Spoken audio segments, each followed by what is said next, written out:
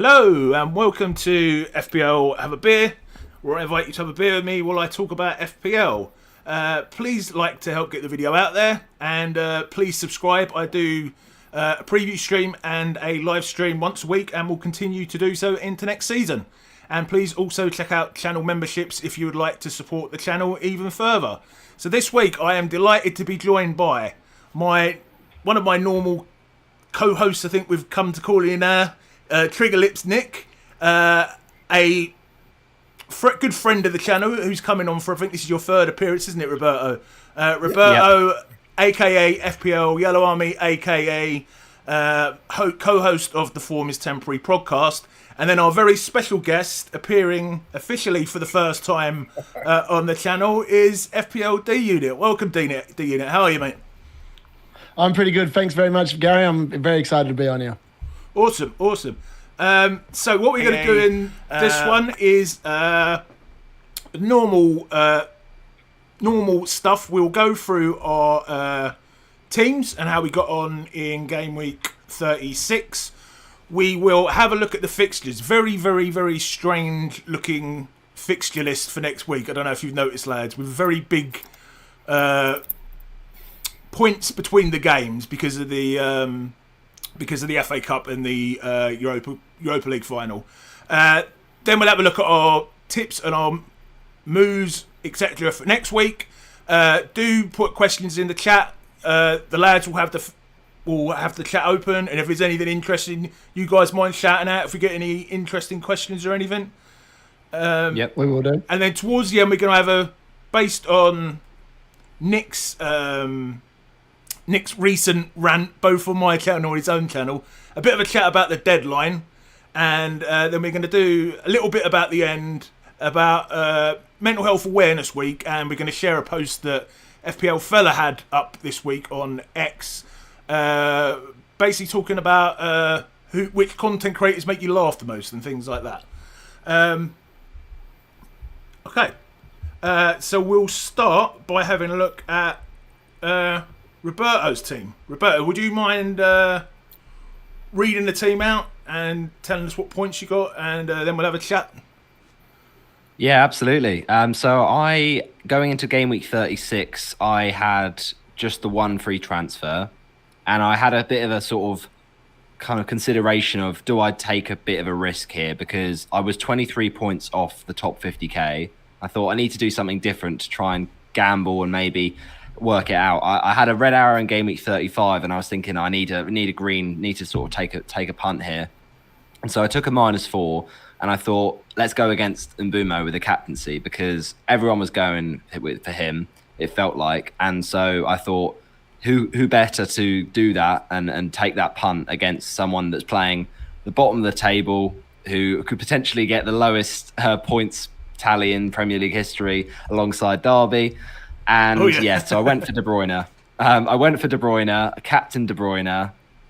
And yeah, it's just typical, isn't it? I mean, 26 shots I think City had, and it's just, you can't really write it. But I brought De Bruyne in, and he came in for Jacob Murphy, which was especially annoying when 2 minutes into the Newcastle game, Murphy got an assist. The other transfer I made this game week was Chris Wood. I brought him in for someone who, to be fair, this season, when it comes to forwards this season, I've really struggled to kind of own people at the right time, and it's been quite painful. But actually, it was because of the leak we got from Man City with Marmoush benched. I switched him to Wood, and I just couldn't resist the Leicester fixture, and it paid off well.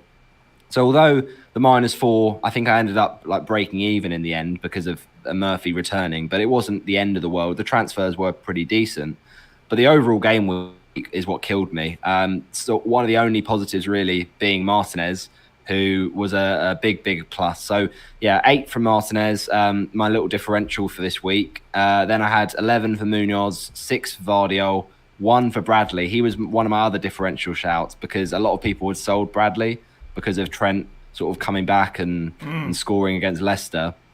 And I held Bradley because he got me a nice 9-pointer, I think, against West Ham. And I held him because I thought maybe potentially Bradley could start in the last few games.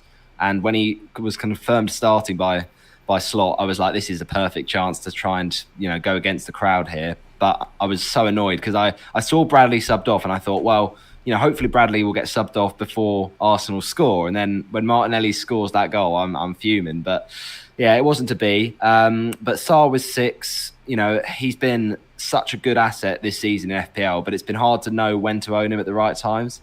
And with my Watford bias as well, like I was always going to go for him over Eze, but that decision has just absolutely killed me. So at least he got a return, but to know that it could have been so much more in these last few weeks with Eze has been pretty painful. 6 for De Bruyne on captaincy, pretty painful. At least Mbeumo didn't cause too much damage though, with 6 in the game against Ipswich, and then 2 from Salah, and then 8 Wood, 1 Wissa, and 2 Isak. So pretty painful week. 57, not too bad in the end, but when I think about what could have been with the Villa players on the bench, 6 from Rodgers, and also Digne every single time. I've owned him since game week 30 because I brought in him ahead of the double game week for Villa in 33, and like Digne's been good for me in certain weeks, but then other weeks he's just been sat on my bench because it made no sense to start him. Like I was so convinced Bournemouth would score. And I just know that if I start Digne this week against Spurs, he'll inevitably troll me again. So, yeah, but all in all, couldn't be too sort of downhearted about it. It's a small red arrow down to about 94k. So hopefully we can have a good game week 37. Yeah, I don't think you've been on the channel since you played your bench boost. What did you get for that? So that game week, I think I got 73 overall. So on the bench boost, I think I got 16. So it was helped out by Connor Bradley, actually, against Leicester, getting a clean sheet. And then I think I got like 6 from Rodgers on the bench. So it wasn't terrible, but all things considered, I think the bench boost is just the worst chip in the game. So, I'll take 16 to be fair. Yeah.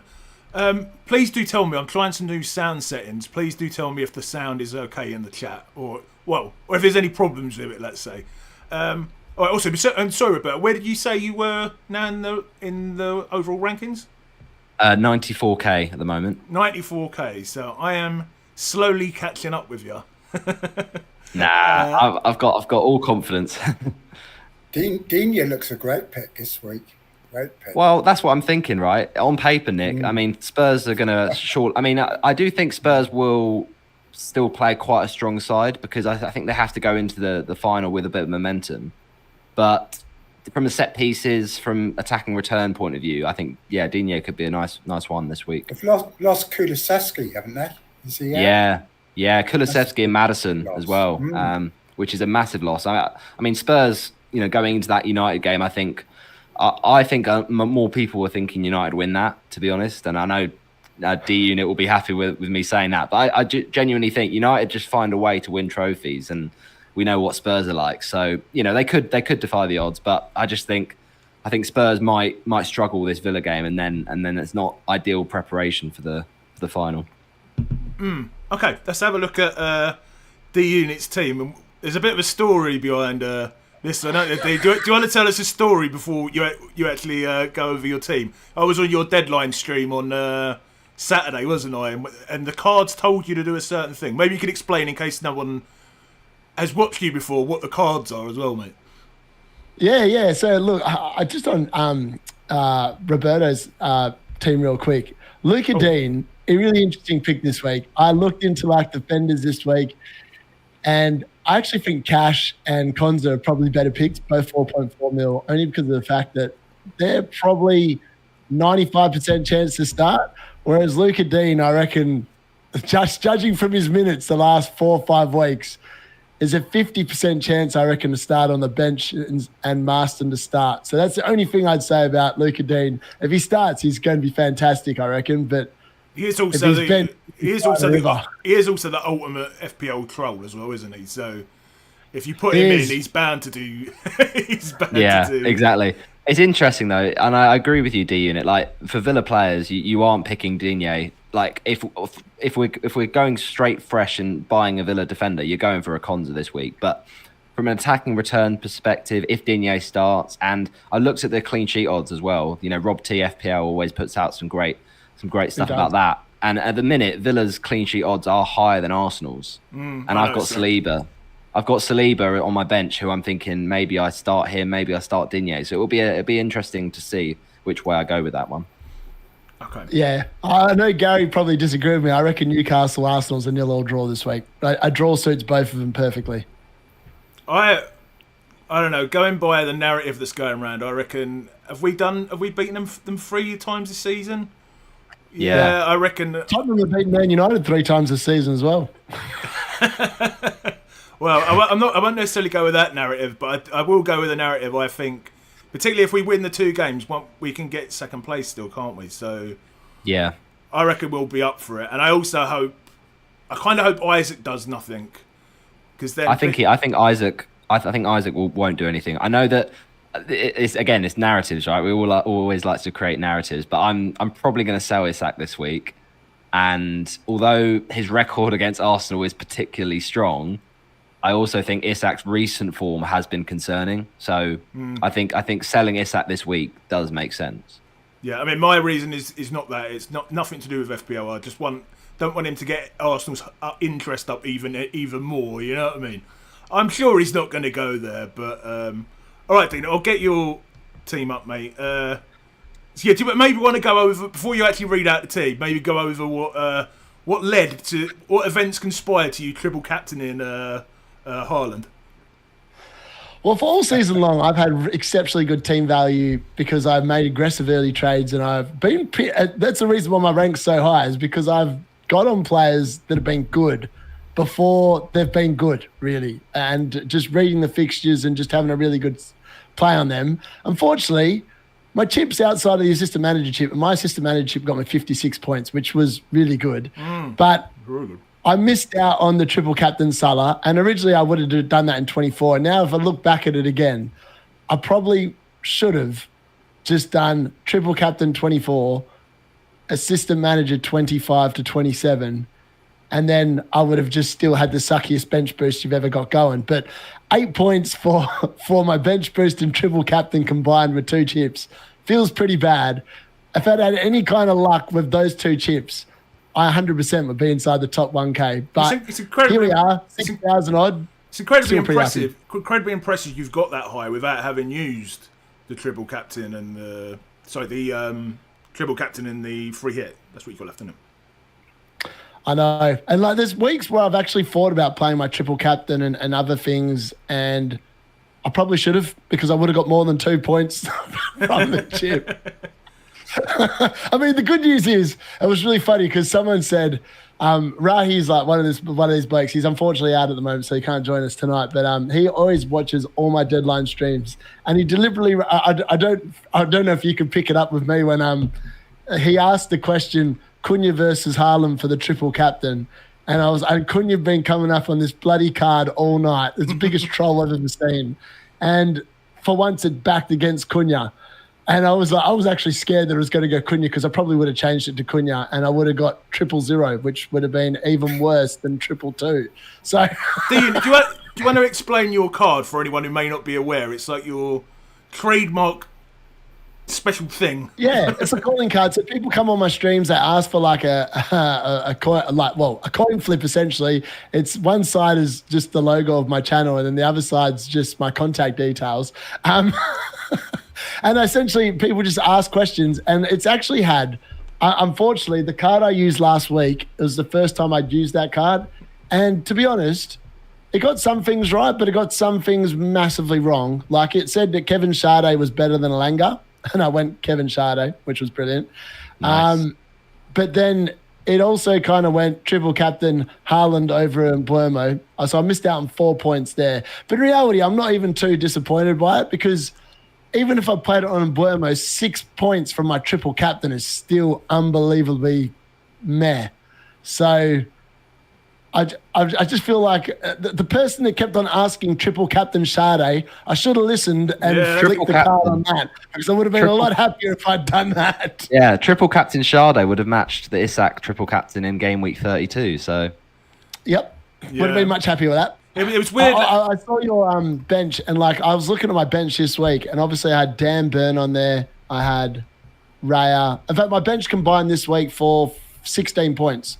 So when I played my bench boost in 32, I had Bart Verbruggen on the bench, Clivert, and 2 defenders, Kukurea, who blanked, and Milinkovic, who also blanked. They sucked. I got 6 points from my bench boost on a week that looked amazing for it.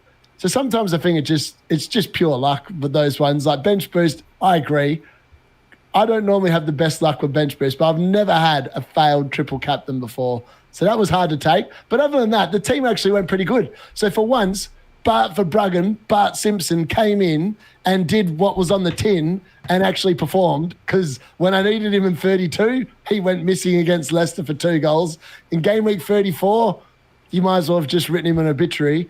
And in game week 36, when finally I thought, I think that's a better fixture than Raya, he actually kept a clean sheet. So as bad as Cunha was with his 0 points, at least Bart Verbruggen benefited from Cunha's ineptitude. Just for anyone listening on auditory, would you mind just reading out your team and what points they got? Yes, so Bart Verbruggen was in goal for 8 points. Munoz was fantastic. And on my team, it was between Munoz and Byrne who got benched. So the caveat to that story is they both got the exact same amount of points. So my decision-making was sound, except what I really should have thought about is how bad Forrest had become. And maybe that decision should have been between Milinkovic and Byrne, because it would have been nice to have had Byrne 11 points on the field.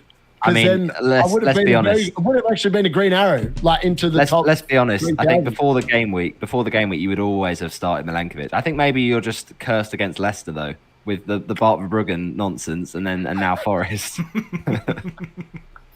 So I'm sitting there, I'm actively looking at free hit 38. I'm like, do I go Bournemouth defense? Because in my mind, I'm like going, you could go double Bournemouth defense, or you could go double Bournemouth attack. And like in my head, I'm like going, Leicester have trolled me every time I've thought that they're going to not show up. And they've played much better since they've been relegated from the games I've seen. So that's why I think the Jamie Vardy punt this week, for anyone that's interested, might even be better than an Ollie Watkins punt. I agree. The man is after that 200th goal, and if there's a day to do it, it's on his last game at home for Leicester. So for me, I think that's great. You're absolutely Jared right. Gold was great in the team, by the way. 8 points.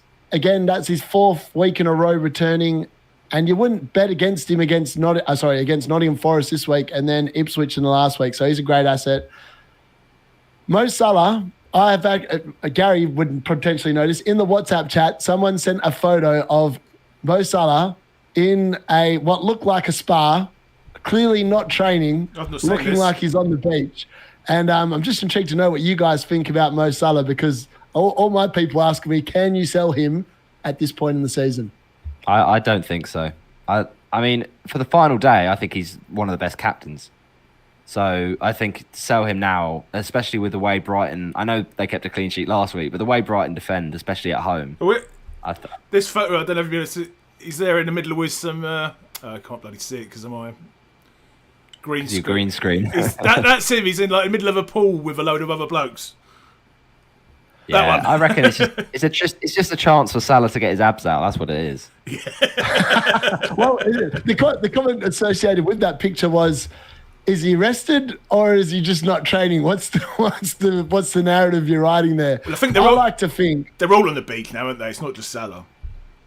Yeah, but I think last day of the season they will smack Crystal Palace 5+ goals. I reckon the goals will fly in the last game.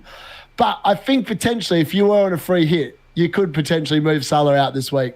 I think potentially. Yeah, if you're going game week 38 free hit, then potentially. But I just think Salah could still do well against Brighton. His record against Brighton is so good. He's been used this for weeks. And he's still after those records. Still after the records. So Brighton Mbeumo, he obviously got that assist. His XGI in that game was interesting. It's been interesting for a while, actually. He's been getting returns and not very good XGI. Then Haaland, well, the least said about that man, the better. But when you played 90 minutes, he was obviously never an injury doubt. And my line of thinking was, it's an ankle contact injury. It's not a muscle injury. So I can't see any reason why he doesn't play 90 minutes. And the longer that game went on, I was like going, Man City are just bad. They haven't created anything for him. I heard he looked. He looked sharp. He just didn't get any chances. Would that be fair? Because I know you watched it, didn't you? I mean, yeah, they had like 26 shots, but he had about one shot in the 92nd minute, I think. And then I was like, here we go. And then but it wasn't to be. Wissa was underwhelming, had an XGI of 0.63, I think, in this game. So you would have thought, based off that, he would have returned, but 1 yellow card to show for that. So my forward line combined for 3 points, on average of 1 point each. And then Cunha could have had a very early assist, but I'm glad he didn't, because then I actually would have ended up with less points than what Buggen and Cunha got combined anyway. So, to be honest, though, I think Cunha's 0 is a haul this week because he could easily got sent off.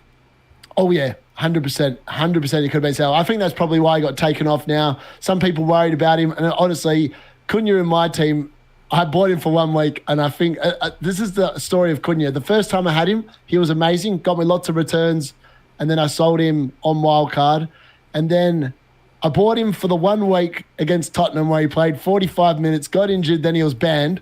So I owned him for 1 week, and I made that decision. It was a very poor decision. It was actually one of my worst decisions of the year. I was drunk. I was going out to a warehouse project in Manchester, and I thought, this will be fun. Cunha's in great form. Let's bring him in. Tottenham are crap. Didn't go out so well. And the third time round, he got 0 points. So I think that's probably the end for him. And I think I've got the money to make him Watkins, or I can downgrade him to Beto, and then I can actually upgrade Clivett to Palmer. But then I don't know who I'm benching, so I'm not sure what I'm going to do. Okay. I don't like that move because you want Clivett in the last week, I think, don't you, really? But I'll free hit him back in. So free hit. He's an easy sell this week. I don't rate Bournemouth's chances against Man City. Yeah, just at all. While I think about it, commiserations to FPL Nightmare, who, of course, I advised not Nick and Steve-O not to play his free hit last week because it ended up costing him 27 points, isn't it? I'm hoping he's going to join us on here again next week. I will not be giving him any stick over that at all. Ironically, if FPL Nightmare had checked out my free hit draft that I did before and went with it, my free hit draft actually scored 72 points. Ooh, so it was probably slightly better than his, but that's because I avoided triple Forest defense. I think I only had one of them in there. That was the reason why. Yeah. Just before we move on, 30 people watching at the moment. Thank you so much. Please do like to help get the video out there to more people, and please do subscribe. So, Nick, let's move on to your team, mate. Do you want me to read it out? Because it's a bit small. Hang on, let's see if I can see it. I can see it okay. Yeah, do you want to read out for us, mate? So, Henderson, 6 points. Played him over Martinez. It wasn't much difference in the end. No. I was quite happy this week. So I got 60 really because I took a hit. But I wasn't expecting a very good week because my defence was pretty crap. But Livramento, very surprised to get a clean sheet from him. Yeah, I was surprised. Oh, that was a nice bonus at the end of towards the end of the game week, wasn't it? Yeah. And Saliba, I wasn't expecting much, and that's what I got. Not very much. And Guardiola was 6. I benched Wan-Bissaka.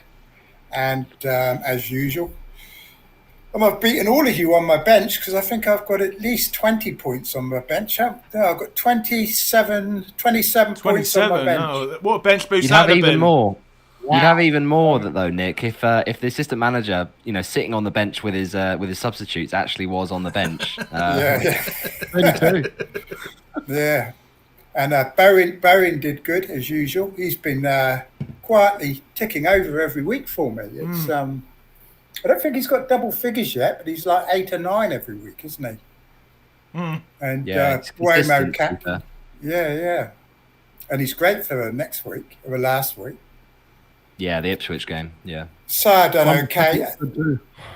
People comparing Sarr and Eze, but I mean Eze was a lot more expensive and wasn't an option for me. I think when I made I wouldn't have even been able to afford my assistant manager if I had Eze instead of Sarr. But, I didn't think his name was Sarr. I thought his name was You Little Prick. No, I'm not having that slander. I'm not having that slander for one of the world's best players. He not only gets points when he's on my bench, but he got a few today, didn't he? He's not actually performed much worse than Eze. It's just he hasn't got the points. But he could have had a lot more points. Ismail Assar always passes the eye test, and I think he gets really unlucky because he was always involved in chances. He has big chances. Like in the game against Man City when he he obviously assisted Eze's goal. And in the game against Spurs, he scores in that game, a Munoz assist, and I'm thinking, right, we're in for it.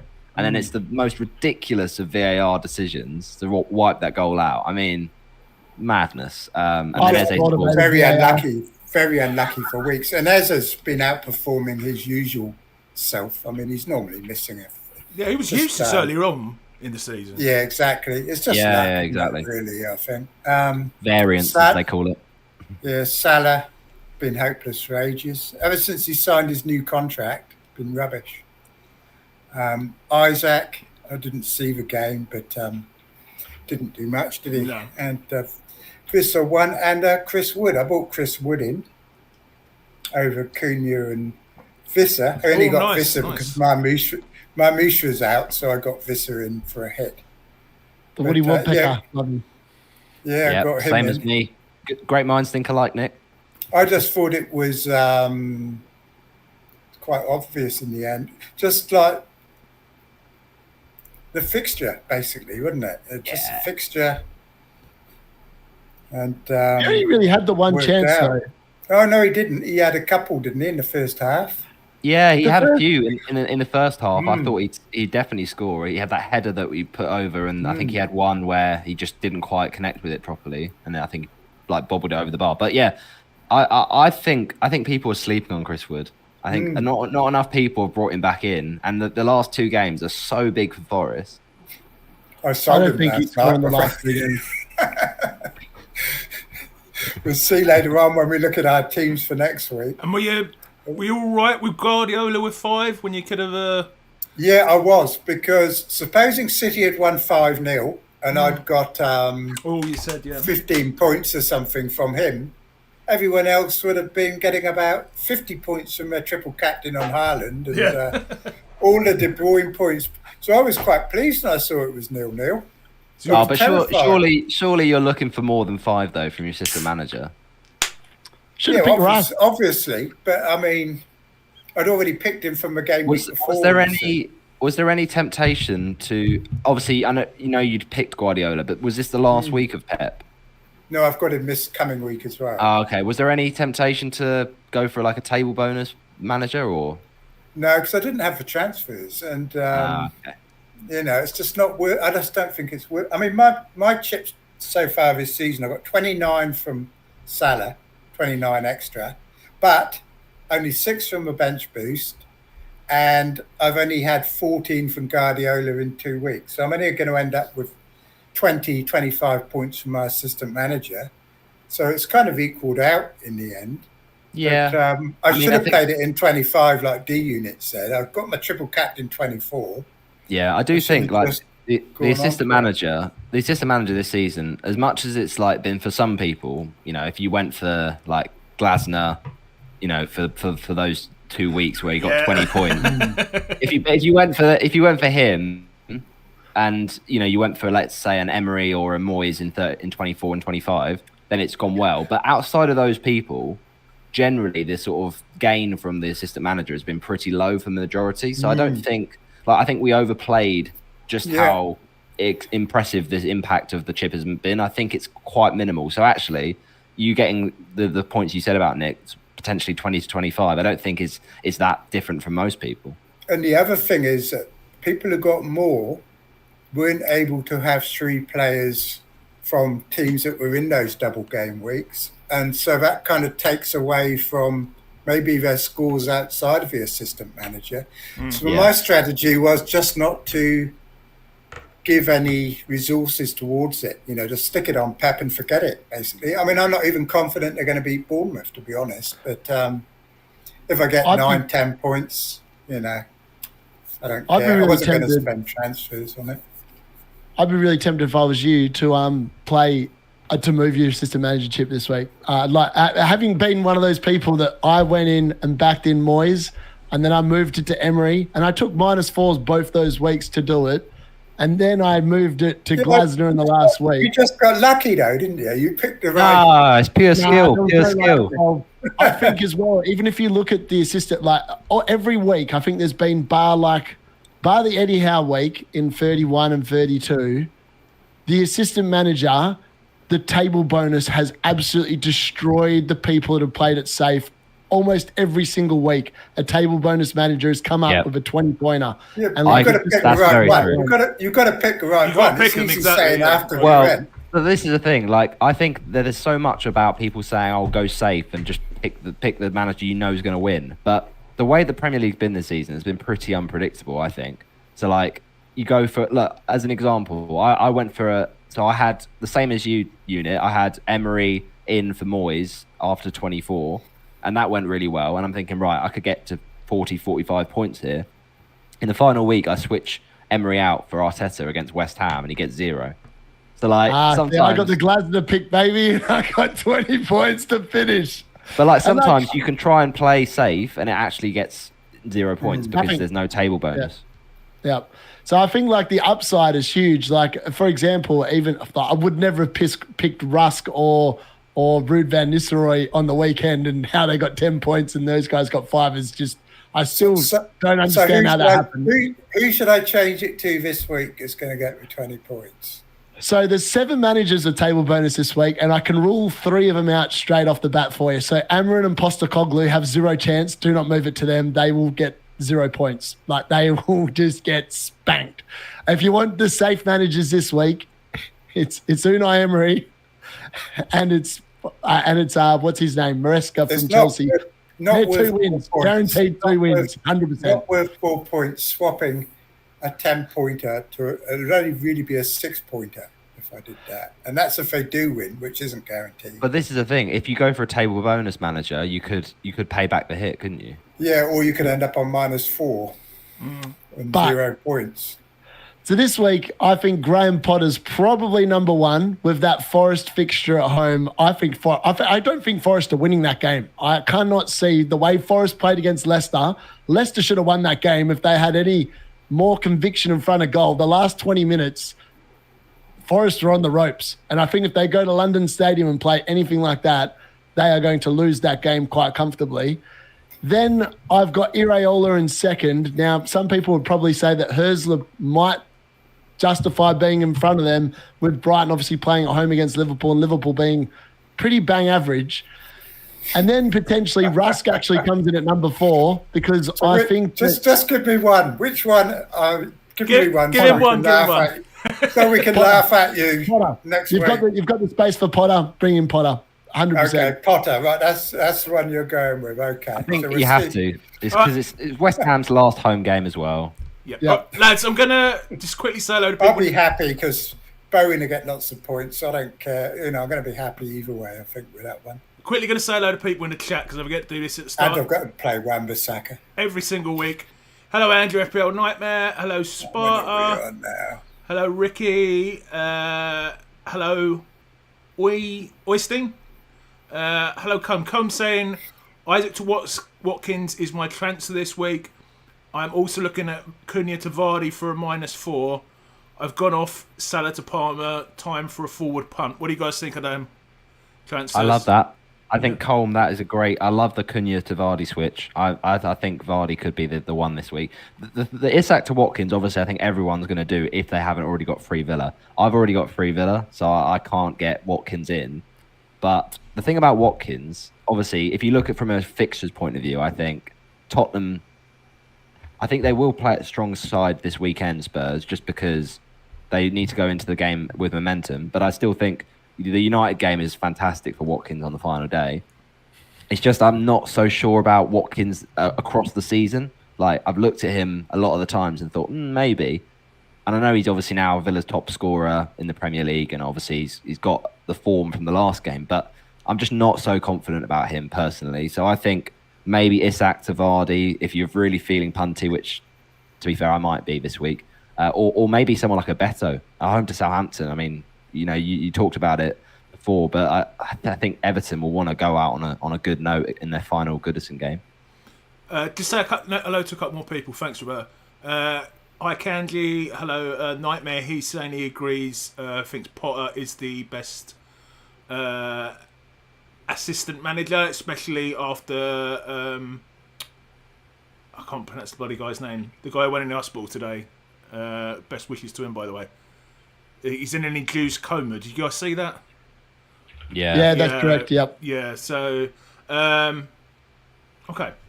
And Hello Animations as well. He also likes Cunha to Watkins. He's going Cunha to Wood, Watkins, and Wood to Vardy captain.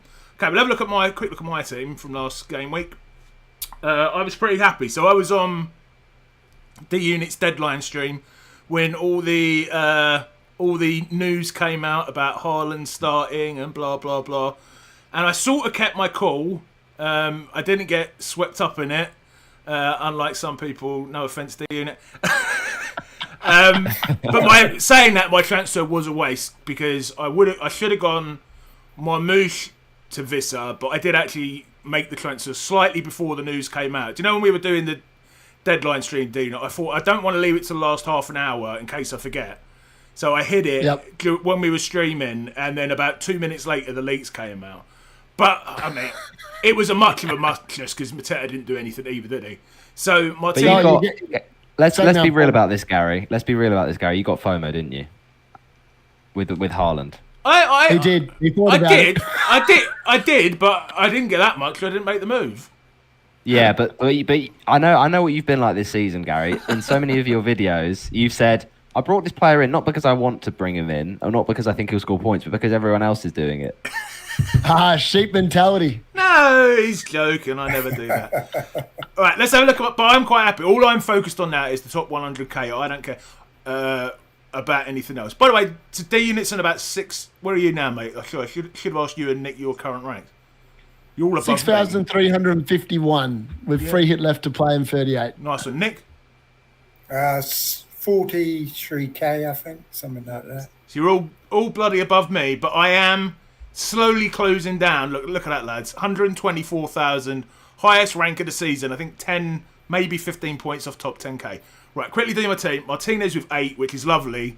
Keeps starting him over Raya, and he keeps coming through. I think he's actually probably the best thing about my free hit. And it wasn't even during the double game weeks. It's just he's doing really well with getting returns. Mazraoui with 1. Do you mean your wild card? Sorry. Wild card, sorry, mate. Yeah, wild card. Livramento with a nice 7, which I didn't expect. Govardio with 6. Sarr with 6. Eze, who's my star player of the week. I think am I the only one of us that has him? Yeah. I've got to ask a question really quickly, Gary. Yeah, man. How the hell do you have Mazraoui in your team, and how long has he been there for? I've also got Kilman. Oh my God. That killed me. Well, basically because I wildcarded him 30, and then the idea was... Well, no, I did play my bench boost in 33, I think it was. And Mazraoui had... I think it was Ipswich, and Kilman had Wolves, something like that. They basically had good fixtures. So the idea was I wouldn't need them. But I think Kilman had Southampton, didn't he? Southampton, something like that. And also it basically said if I'd have got in 2 4.5s, I'd have had no money in the bank. They were like 4.2 and 4.3. It seemed to make sense at the time, D-Unit. I'm just sitting there going, buying any Man United player that hasn't been Bruno or Ahmad this year just feels bad. Yeah. So Salah with 2, Mbermo, who has been my captain the last 2 weeks and has got, would you say fluky returns both times, or certainly not? Yeah, well, I'd say the first one against Man United was pretty fluky. Yeah, but, he did better than most captains with 12. Rodgers with 6. So the good thing I did was put him in over Marmoush, so I got the points that a lot of people benched there. Visser, who was my transfer in, with 1, and then Isaac with 2. And then Raya, Marmoush, Kilman, who actually would have got me a clean sheet this week, with 6, and Kivior with 1. So, as I say, I had the worst ever season I've had up until game week, well, probably till I played my wild card. And I'm just wanting to get in the top 100k now, which is always my goal, and if I can get there with the season I've had, I will be very happy. I mean, to be honest, even if I got 102k with the season I've had, I would still, it's nice to have the top 100k to keep up my rank history, but I'd be fairly happy even if I got like any, in and around the top 100k. My question to you, Gary, is what's more important to you, finishing in the top 100k or finishing above me? The 13-point gap at the moment. Well, that's close. That's one captain. Well, if I finish above you, I'll be in the top 100k, won't I, Roberto? So I'm going to say finishing above you, mate. Fair enough. I thought you'd say that. Doable. All right, lads. So let's have a look. The reason I don't usually bring up the fixtures, we're not going to do predictions this week because I have decided we always lose about 10 viewers when we do the predictions. So I've decided they're not that popular. But what I want to do is just have a look at how spread out the games are this week and get your guys' thoughts on what effect this is going to have on the players we pick. So for anyone who's not aware, we've got, it's a Friday night deadline. Is it 6 o'clock, I think, UK time? So and then we've got Villa and Chelsea. Then very bizarrely, no match on Saturday because of the FA Cup final. Then the majority of games, 5 games happen on Sunday. Everton, Southampton, West Ham, Forest, Brentford, Fulham, Leicester, Ipswich, and Arsenal and Newcastle. Then a Monday night game, Brighton versus Liverpool. Then 2 Tuesday night games, which are the 2 rearranged games from the FA Cup final, which is City and Crystal Palace. Crystal Palace versus Wolves and Man City versus Bournemouth. Then on top of all of that, we've then got the Europa League final. It's Europa League, isn't it? On the Wednesday. Yeah, I always still think of it as the UEFA Cup. Between Man United and Spurs. The day after, yeah. Yeah. So, guys, I'm thinking here mainly, obviously, about Crystal Palace, Man City, Man United, and Tottenham. What effect do you think this is going to have, both on the teams they're going to put out, etc., this week, but also, I guess, next game week as well, which is only, 5 days after the Tuesday? Spurs and Man United are finishing 16th and 17th. And if is that Postecoglou, yeah, they're 16th. That's where they are now. Bloody hell, they're losing. Both of them are losing their last 2 games. I cannot see any reason why they wouldn't. In terms of Spurs, they're probably the team to watch. And I think in terms of leaks prior to the deadline, because they actually changed their whole lineup on Sunday. Now, between their Europa League semi-final and the finals, 2 weeks. So I would expect Spurs, in my head, I don't understand why any of the managers would send out anyone that's going to play on Wednesday, because why would you want to risk an injury 5 days before a final? I've got no idea. And I understand the form and momentum, but these guys are probably going to lose anyway. So what kind of momentum are you going to be building by losing? So for that reason, and I saw Man United do it against Bournemouth, and they fielded that strong team, and then they were lucky that Eva Nilsson got sent off, and they did get a draw, and maybe that gave them some sort of momentum. But in reality, if Eva Nilsson hadn't been sent off, they would have lost that game. There would have been no momentum gained. And I think you can tell that they do not care 2 craps about the league. And I think that Amarin, with Lenny Yoro going down injured on Sunday, I can't see them sending out, and being a Man United fan, if they send out anyone that is likely to play on Wednesday and they get injured, the people that are already in the Amarin out crowd will just get louder and louder, because it makes no sense. This game is all about Champions League football, a bit of redemption for next season, getting money into the coffers to buy players during the summer. Why on earth would you put that at risk for a game that is meaningless and is going to maybe make you finish 16th over Spurs or 17th behind Spurs? Makes 0 sense to me. So for that reason, I think both managers, if they've got half a brain, will just send out the 21s and they'll get spanked. Yeah, I think you're right. To be fair, I've thought about this, and I'm trying to think of what the teams would want for their opponents. So, for instance, Spurs, you could argue they would want Villa to win heavily because that's not good for Arsenal in the Champions League race. But then you could also argue, right, if the Villa game against United, so Spurs might want Villa to have basically a lot to sort of potentially lose in that final game. And so they might then play a strong side on game week 38. And then Man United, obviously, in that respect, if United rested a few players this weekend, but then played a strong side against Spurs in the final, they might think, oh, well, if United want to go out with their final home game with a good sort of performance, they might be knackered from the game in midweek against Spurs. So you can basically spin it across each narrative and however you want to spin it. I think Spurs will put a strong squad out this weekend. I just don't see how they can. I know what you said, Daria, about the sort of the game being a risk for injuries, but I mean, Spurs have got now most of their squad back. I know that they've got their injuries to Maddison and Kulusevski now and Bergvall, but I still think they want to, because they've got no league momentum at all. Like, I think it's different for United because at least United have picked up a few results in the league. Whereas when was the last time Spurs actually didn't lose? Like, it's been a while, I think. So I don't know. I think they won't want to just get rolled over here by Villa. I think Villa will still roll them over regardless, but I see players like Solanke, players like Porro probably starting just because I think they have to go into that game on the Wednesday with some sort of shoots of hope. I hope they start and I hope they get injured. Just say hello to got FPL fella in the chat. Hi mate. We've got a little discussion piece later on based on your tweet you sent out the other day, right at the end about mental health. FPL Nightmare saying he thinks both teams go full strength, can't go 2 weeks without playing before a cup final, need sharpness. So yeah, I don't disagree with that. Different opinions. Nick, any thoughts on this before we go on and look at our teams for next week? I don't think it matters too much. I mean, they've been rubbish whether they've played full-strength teams or not. And even if they do, the players themselves aren't going to be, it's more about giving them a run. And, yeah, they're not going to be 100%, are they? They're going to be 90% at best, I think. No.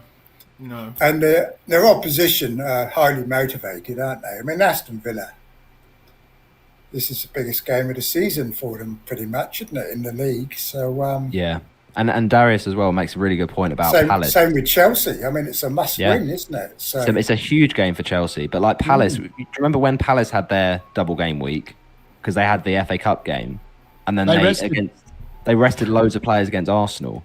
Yeah, and they still got a draw. And they still got a draw, yeah. But look what happened to Arsenal when they played Bournemouth and they played a full-strength team before PSG. Yep. And then they lost against Bournemouth anyway. And what's that going to do for morale? Exactly. Tottenham play a full-strength team and they're still going to lose 3-0. And then they're in a worse state than they would have been. True. That is true. That's a good point. It's a good point. The only thing that makes me think that Spurs might do it differently is they actually asked for the game to be brought forward. Now, maybe that was because... And the fact that Ange rotated the entire lineup on Sunday makes me think that if either of the two teams are likely to field something close to a full strength, it probably is going to be Spurs. But Man United pretty much played a full-strength team against West Ham and sucked. So, and one of them got injured. So I just think that we've had our game. It's like... And I think if you played on Sunday, and I think that was the reason why, that's only 13... Well, no, hold on. Can that... It's only 10 days between that and the cup final. So for that reason, I think they just... I don't see United playing a decent team at all. I'll be shocked. And I'd actually be pretty angry as a United fan if he sends out the likes of Bruno and that... Just give him a rest, mate. We're not winning the game. Who gives a crap where we finish? Quick... I agree. Quick comment here. Fella saying, brilliant. Roberto trying to second guess every single thing that's happening and Nick saying, I don't give a toss. 35 people watching. Please do like to get the video out there. Please do subscribe. Try and do these every week, and we will be next season as well. All right, let's have a look at our teams for next game week. We'll start with yourself, Roberto. Do you want to read out who you've got starting, and then what your thoughts are about transfer plans and stuff? Yeah, sure thing. So at the moment, it's been changing a lot of today, to be honest, between the goalkeepers of who to start. But on this image, I've got Raya starting. I think I'll probably start Martinez. You got to go Martinez. He's outdone. I think I've got to because Spurs, if they do rotate, they're not scoring in that game. And I think Solanke, probably. But I think Raya's just the last few weeks has just been so poor. Like Arsenal defensively have just really, really been poor. And I do see Newcastle scoring at least one goal, even if Isak has another stinker. I know Andrew won't like that comment, but the bench, at the moment I've got Raya at the moment, but it could change. I think I'll probably go Martinez. Just his form recently been so good. The defense though, Munoz, Vardiol, and at the moment I'm actually starting Saliba over Bradley because I think Brighton probably score in that game. As we've been saying with Liverpool, defensively they are a little bit in the last few weeks a little bit sort of lacking. And I know Arsenal have been a good attack this season, but with Bradley's early subs and obviously Trent's last 2 games, I don't know whether Bradley will start all of these next 2. So I think Saliba makes sense because I will be benching Raya, so having some sort of Arsenal defensive cover if that game is a low-scoring one at the Emirates. But I did consider Digne, but Digne's such a troll, so I'll probably bench Digne. The midfield, though, De Bruyne, this is where I'm a bit more sure. I won't be changing any of the midfield. De Bruyne in his last home game for Man City, I mean, I'm tempted to go backwards for KDB captaincy, but I don't think I will. It's the sort of game where, yes, Man City will have played the cup final, but they have to win that game. That's such a big game in the Champions League race. And it's the last game for KDB against the Bournemouth side that, they do, let in 1 or 2 goals here and there. So I like him this week. And then Mbumo, potentially captain. He's my bus captain at the moment. I don't really love any of the captaincies, to be honest, this week. Because Rodgers is tempting, but it's the early game. And if it blanks, it ruins the week, that sort of thing. But it could be nice, obviously, against the Spurs defence. And then Salah against Brighton, I think, still fine. Because he's going to want to try and kind of get those records. Then up front, Chris Wood against West Ham could be really nice. Wissa against Fulham at home, good fixture. And then Isak is the one where potentially I might make a change. But it could also be a sort of powerful differential with a lot of people doing Isak to Watkins this week. If I keep Isak and then he does do well, then it might be nice. Martinez isn't going to be on the bench, but it will probably be Raya, then Sarr first on bench, and then Digne and Bradley on the bench. So, yeah, that's what I'm looking at the moment. Just the one free transfer. I don't have much in the bank, I don't think. I think I've just got 0.4 in the bank. So I did take back-to-back hits the last 2 weeks, and I got back-to-back red arrows. So I think I'm going to have to try and play it safe this week, just the one transfer. But I say play it safe. I think I probably will be taking out Isak, just because I think, with my rank at 94k, if I drop out the 100k, so be it. But I'm going to see if I can try and push towards sort of 60k, 70k potentially. So I think I'm going to do Isak to a striker. Who that striker is up for debate. But I'm thinking at the moment Jamie Vardy, because, I mean, it's home to Ipswich, and Leicester, yes, they've been poor, and so have Ipswich, but Vardy wants that 200th goal. And I think the recent form of El Canouse for Leicester as well is really sort of benefiting Vardy. I think, obviously got the assist Vardy in the last game against Forest, and I just think, he's gonna want to send off, the last game at the King Power against this Ipswich team, who they concede a lot of goals to strikers as well, Ipswich. And I know that Leicester also concede a lot of goals to strikers, so you could look at a Delap. But I think for me, I prefer Vardy over like a Beto, just because there's that incentive for Vardy to score. Whereas with Beto, I wouldn't be surprised if Calvert-Lewin, suddenly starting or something like that. So I think that's what I'm looking for at the moment. Just want to say hello to Cut Brick in the chat. Zykel, nice to see you, mate. Saying I've brought all the coolest people together in this stream. So that's nice. Lovely comment. Thanks, mate. Hi, Mark. He says we're not sure what we're doing with Isaac. Well, we'll be covering that because we're about to go through all our teams. And also hi to FPL Hibby. What do you guys think of Roberto's plan? Sorry, mate, I was a bit distracted there because my dog was barking and I was playing with the mic trying to keep. What do you guys think of? What was your move, mate? Vardy in for Isak is what I'm thinking. Okay. Nightmare's got a good point. Why are you starting Dean on the bench and Bradley on field? Oh no, so Bradley wasn't on field. You're starting Saliba and then Dean. This image is old. So actually, what I'm planning on doing is benching Digne and Bradley, and playing Saliba. Okay. Okay. Any thoughts? Could you maybe bench Guardiola against Bournemouth and then play Dean instead of? Even though I think Bournemouth, I do feel like Bournemouth probably score because City will be tired. Well. But I also think Vardy is such a goal threat that I wouldn't want to be benching him. I mean, and Munoz? If you're chasing though, I would go Dina. If you're What, over who, though? Munoz or Guardiola and play Dino. Yeah. What, Over benching Munoz and Gvardiol? Over Bradley. No, one of them. No, for Not Saliba. both. For Saliba. Yeah. So you'd play Digne over Saliba? Yeah, I think so. Yeah, I think so. If I was chasing, I would. But the problem with that is if Arsenal do keep a clean sheet, I've got both Raya and Saliba on the bench. Yeah, I know. Or Digne starts on the bench and comes on for 1 point. And the thing with Digne is, as much as Digne could get an attacking return, he is a troll. And also, I've already covered the Villa defence with Martinez starting. So, I don't know. I think maybe just one Villa defender might be enough with Martinez. Vardy would be enough of a differential for you, wouldn't it?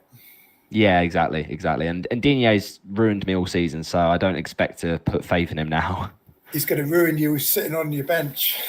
Yeah, Probably. he's going to score a goal off like a free kick or something, get 15 points. You go, I should have listened.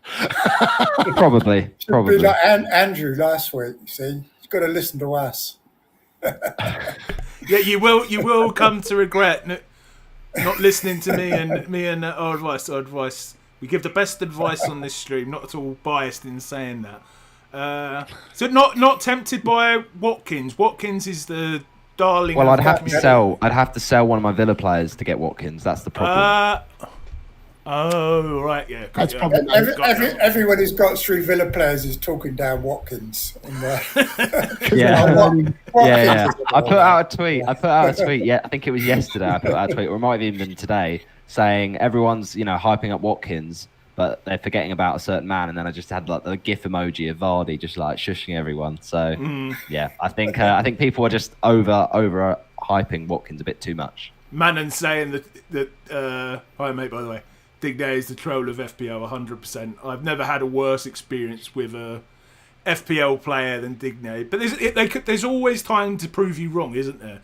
That's what makes him a troll, I guess, because you're trying. The reason Digne was on my wild card at game week 30 though was because of what he's done in the last few weeks. He does find ways to kind of get good in the bonus points. Like he got 7 last week. He got I think an assist as well a few weeks back. Like he does get returns because he's on set pieces, right? And it's frustrating because whenever you do get him in the team for that reason, he'll do nothing. And then when you bench him, like I remember so vividly, I think it was away to Everton, actually, his old club, when he was at Villa. I remember so well, I was like, oh, do I play him this Everton game?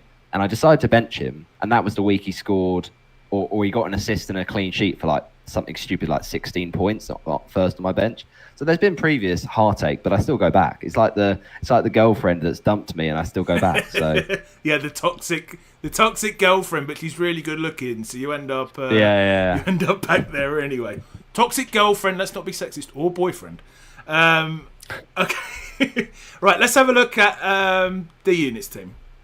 Is that yours, mate? Hopefully. Yeah, that's it. Do you want to read it out for us, mate, and then talk us through what you're thinking? Yeah, so I think Bart Simpson's probably showing up this week for Brighton. So he's back on the bench. He got 8 points, but I can't see him repeating that. So Raya starts in goal. And I can't see a goal going in that game. As much as people say Newcastle have won 3 times against Arsenal already this season, I think Arsenal will be quite motivated to make sure that they don't concede, because they won't want to be sitting there dropping from second to third. So I just think that we're going to see a very good defensive performance. So I'm quite happy to play Raya this week. Then I've got Munoz against Wolves. And look, ideally, when I originally had this team and looked at the defense, I thought, I'm going to play Milinkovic this week and Munoz is going to be benched. But after last week, there's no way Milinkovic is getting anywhere near the starting lineup. He'll probably troll me now, score a goal on the bench, but I'm happy with that. I think Munoz is fine. Dan Burn, if I went through the 0-0, I think it's going to be potentially instead of Munoz. Whenever he's brought up, Big Dan Burn, just for FPL Nightmare there. I know, what a man. But yeah, look, that was the only time he's actually scored on my bench. So normally I've benched him pretty well. Gvardiol's obviously in there mainly because of the fact that everyone owns him around my rank, and I just don't know if I can trust Dan Burn or Milinkovic more than Gvardiol, which is the reason why I'm starting him. Kukurea, I think, is actually the best defender to buy this week. I could definitely see a 15-pointer for him. I don't think Man United score a goal because we don't score goals anyway. And Kukurea is one of those players that when he doesn't have to worry about defending, and against Man United, you won't have to worry about defending too much. He's just going to sneak into the box, and I could definitely see him scoring a goal. So I'm actually very excited to be playing him this week. Then in the midfield, it's Jared Bowen, who I expect to continue his hot form. And then I've got the double up on the Brentford boys. So Mbeumo and Sade both in the midfield. And now Sade's been super good the last 3 weeks. And I think that he's in one of them purple patches to end the season. So I'm quite happy about playing both of them. If there was one player that I'm concerned about playing, I think potentially I could take on Mbeumo or Salah if I end up moving Kluivert to Palmer. We'll talk about it in a second. And then up front, it's Haaland. And at my ownership in the top 10K, Haaland's ownership is only 12%. I don't think that's going to massively increase between now and the deadline either.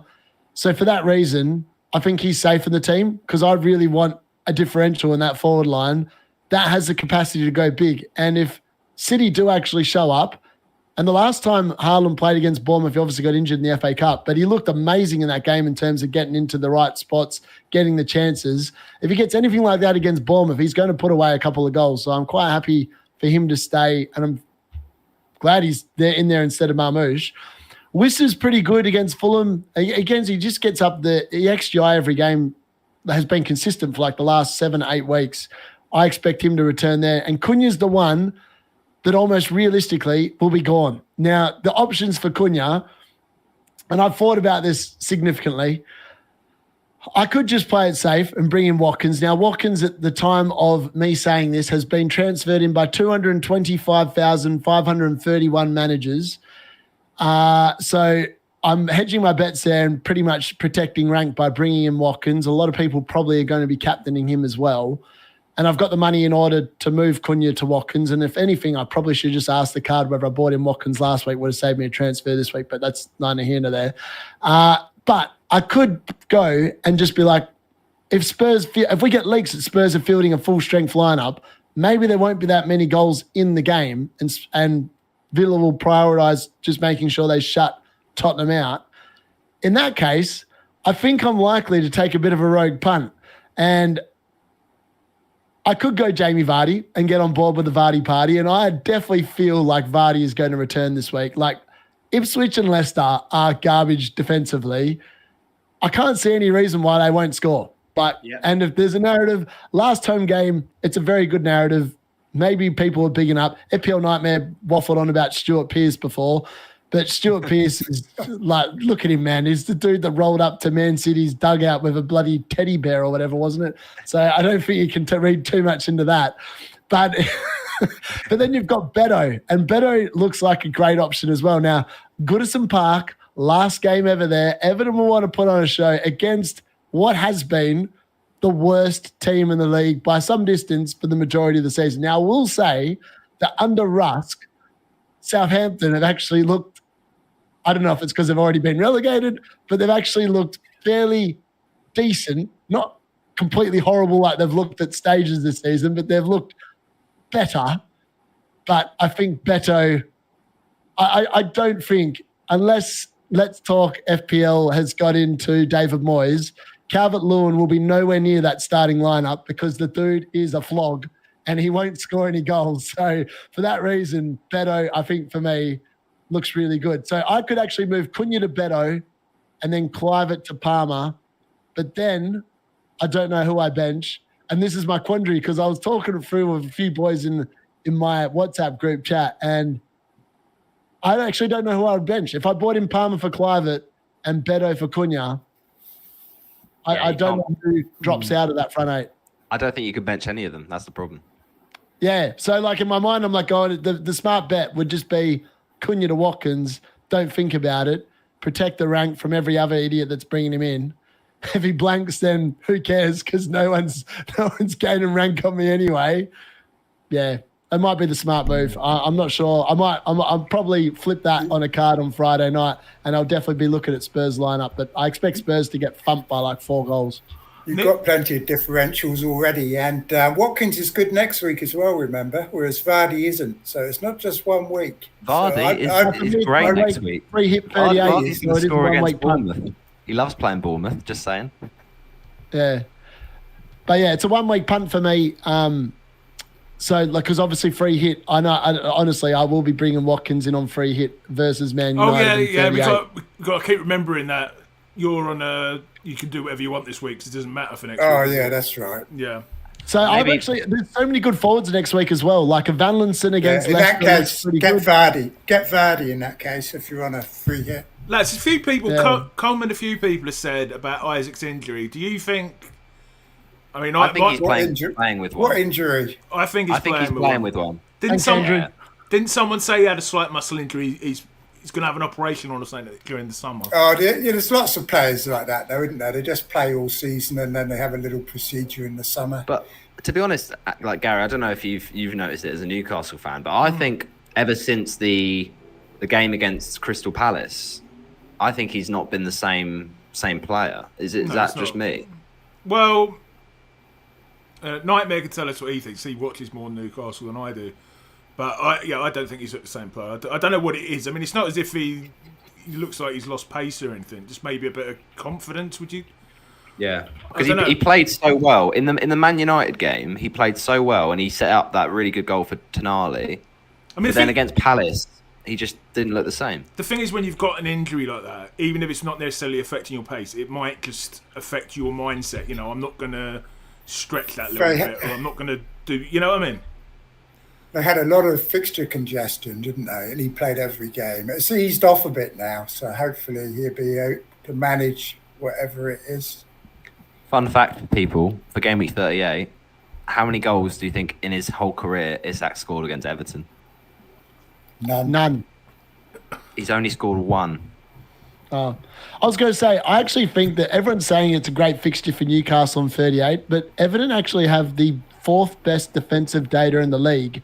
I don't think Newcastle are scoring that many goals against him, if I'm being brutally honest. Well, I agree. Nightmare's saying it's been Isaac's form here. It's never been the same basically since Harvey Barnes came into the team. He hasn't got the same chemistry as Gordon, but now Gordon is back.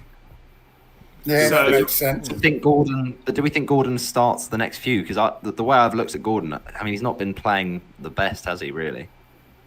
I thought he looked all right. I thought he was the best of the three. Jacob Murphy actually put in some good balls, but I thought Gordon was way better than Barnes. I didn't realise Barnes was even on the field against Chelsea. I didn't think Isak was on the field for large parts of the game either. Okay, let's have a look at Nick's team. Nick, do you want to read it out to us, mate, and then tell us what your? You've already made your move, haven't you? Yeah, sorry, forget. Martinez in goal, definitely playing him. Wan-Bissaka's coming in, even though he only scores when he's on my bench. He's a bit of a denier for me. Saliba and Guardiola, Bowen, Mbeumo, Rodgers and Salah, Isaac, Visser and Watkins captain. I've already made my transfer. I had a choice between taking out Chris Wood and taking out Isaac, and I took out Chris Wood. I hate to say it, Nick, but you got that wrong. Forest are winning. You told me to put my table bonus on West Ham, and now you're giving me a load of bollocks about how he's going to get Wood's going to get a hat trick now. Yeah, Chris Wood could score a hat trick. Yeah, Chris Wood could still score a hat trick, and then Forest lose 4-3. You know, that could still happen. Jared Bowen's going to score 4. Yeah, I'm looking forward to Bowen this week. Why didn't you get rid of Visser, mate? I couldn't afford it. I had the exact money. This is why I went early, because I had zero in the bank. I thought Watkins was going to go up last night. Were you not tempted to sell Isak? Because Watkins is cheaper than Isak. Yeah, I was. I spent 2 days. I should have got the cards out, because I spent 2 days, honestly, and I couldn't decide which one. And I kept Isaac because of ownership. The fact that hardly anyone around my rank owns Chris Wood. And I was just, it's kind of a safety play in a way. I didn't want to take a fair play risk. I just want to finish in the top 50k now, and I'm like 44k. So yeah, you're protecting. And he's got a better fixture next week. You know, and the other thing is, if Forest do lose, like you lot are saying they're going to, then Wood's got absolutely nothing to play for next week against Chelsea. So I'm Pressure will really, be off. They'll do Chelsea next week. I'm really hoping that West Ham do win, and then it's an easy game for Chelsea next week because Forest aren't going to give a shit, are they? So Isaac's safer, but then now you've got me worried with all this injury stuff. But No, I think with Isaac, the thing about him is like he will play the next two. It's just oh, my bad. The lights have just gone out. Bear with a sec. But none of us know, do we? So and the ownership's a lot higher on Isaac. So it's just a safer play, basically. Yeah, you're trying to cover. Quite a few people might be captaining Isaac next week. If he were to score against Arsenal today, he'd probably be quite a popular captain choice next week. I like it, Trig. I like it, mate. Right, let's have a look at my team. I'm going to bring up someone who I don't think's been mentioned yet, or not a lot. Where is my team? So I have got Martinez in goal versus Spurs, Gavardio Bournemouth, Kivior against Newcastle, Kilman. Oh, we've got the same defence. We've got the same. Oh, we have, yeah, because exactly we've got the same teams. yeah. Great minds think alike, Trigger. That's it. Sarr, who I'm worried about starting. Well, I guess both my Crystal Palace players. Who's that on your bench? First bench? No. Well, I'll show this up, mate. Sarr, Eze, Wolves. He's keeping. Is that Haaland he's gone? Oh, Mamouche. Salah. Mamouche. Yeah, it's Mamouche, yeah. Salah versus Brighton, Vice. And Burmo, captain versus Fulham. Maybe in a minute when we've talked about the team, we should have a quick chat about captains. By the way, if you've got any questions in the chat, do put them in. We've got a couple of things we want to talk about after we've gone through our teams, but we'll also any questions I can ask my esteemed guests, and you can also have my opinion. Rodgers versus Rodgers at home to Tottenham, Visser and Isaac up front. Yeah, and I've got Raya on the bench. Martinez has done me so well. I've benched Raya instead of him the last 2 weeks, and he's done me well. I mean, for me, that's a no-brainer. Marmouche isn't going to start, probably. I mean, I could play him over Eze and Sarr because I've got the same concerns about all three, but Eze and Sarr have got the better fixtures, though. So if they are I think the fact that you've got both of them, Eze and Sarr, Gary, I think you probably could afford to bench Sarr and play Marmouche, just because I think it's the last home game also for City, and I predict that City have to go strong in that Bournemouth game. But even if they do play a lot of minutes in the game against Palace, like they have to win that Bournemouth game. So I think Marmouche probably does start. And he's probably less likely to start the FA Cup final, isn't he, Marmouche? I think Kevin De Bruyne got benched in that game against Bournemouth. I can't understand. Well, I can't understand why people are so when he comes on. Well, I'm expecting City to struggle. Let me tell you my plans, right? I don't want everyone's blabbering on about Watkins. I am in D-Unit's chat and WhatsApp group, and I think me and him have both been pointing out to people in there this week that the differential this week is going to be Palmer, and I've got a bit of a hard differential for a reason. I've got a hard on for Palmer, lads, and so is FPL Review. He's playing Man United though, so that counts for something. So is FPL Review. We know how much I love it. Last season, but Palmer scored a massive points against United last season. He does, yeah, and also I don't want to get rid of Isaac or Visser, really. I do want to get rid of these two. The problem is I can't get rid of Sarr for him. I can only afford. So the three potential transfers would either be Marmouche to Watkins, because I've got 4 million in the bank, I think. Eze, either to Palmer or Saka. I just want to say, lads, thank you very much to Scott Toe, who is a new channel member. He's signed up live on stream. So thanks so much for that, mate. Taking Eze out. Well, it's the only one. If I want to get Palmer in, what? I think if you're so high on Palmer, I think you just said you really like the look of Palmer this week. Yeah. Well, against United, yeah. By that logic, if that's the one you really want, I think then selling Eze, because Eze could very well not start that Wolves game. And I echo what Andrew's just said in the chat about not convinced that Bournemouth is a tougher fixture than Wolves. I agree. Like, I think Bournemouth recently have been defensively quite poor. So, playing Marmouche, I think, is probably a good thing. And then maybe if you want to also make a transfer as well, this is the thing: is if you switch in Marmoush for, let's say, a Sar, then you could sell Eze if you really want Palmer as well. Well, the other Is that for a hit? You've got to get Palmer in. no, that's just my one transfer. I'm thinking, mate. I'm the other. Yeah, Well, do it, because you if you want to get in the 100k, you've got to do something. well, the other thing is Saka is away to Southampton. I know Palmer's the better move this week, but Saka's away to Southampton next week. I mean, what do you reckon's better, Chelsea? Well, The do better- both. Get Palmer this week and then sell him for Saka next week. Exactly. Maybe, but we get so much game news on team news. Sorry, on game week 38. Like, I need that what I'm transfer. The thing is, Gary, I think you could easily roll this week because you might look at, let's say you wanted Saka for Southampton and then you move him early in this week and Yeah. then Saka doesn't start the Southampton game for whatever reason, then you'd be in the mud. So maybe leaving a second transfer for 38 might be a better play, because then it gives you the, if we get news that, say, I don't know, Trossard is starting or Marino starting against Southampton, then you've got the flexibility. Yeah, no, it's another option. It's another option. I mean, there's no one that I want to bring in this week that I would. I mean, who's Watkins got in the final? Well, he's got. He's got Man United away. Yeah, so that's Fantastic. If you want to sell Eze though, you could go for like a Villa midfielder, maybe like a John McGinn, maybe. I didn't realise Watkins had. Watkins could do so much damage. Yeah, I didn't realise he had those two fixtures. Probably the easiest fixtures on paper in the league. Yeah, That last one's going to be even easier, I reckon, after the European. They should be dark green. I don't know why they're just green. I said to Steve-O in a voice message the other day, I've pretty much stopped watching FPL content, apart from D-Unit, Nick, TriggerLips. The Steve-O. form is temporary, but the main guys I'm talking about, because doing these live streams is actually more.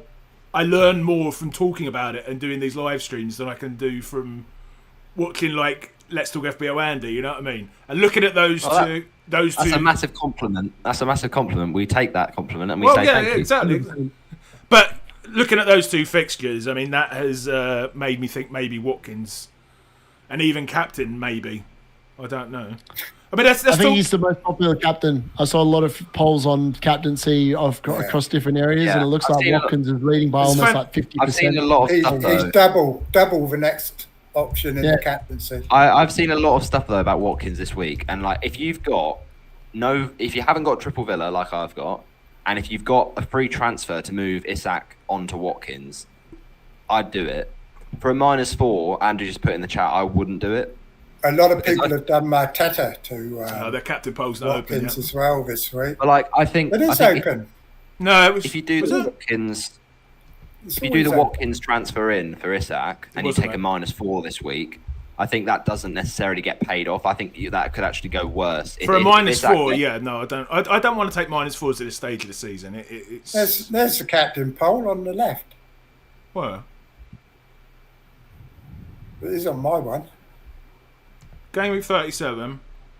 This is great viewing, isn't it?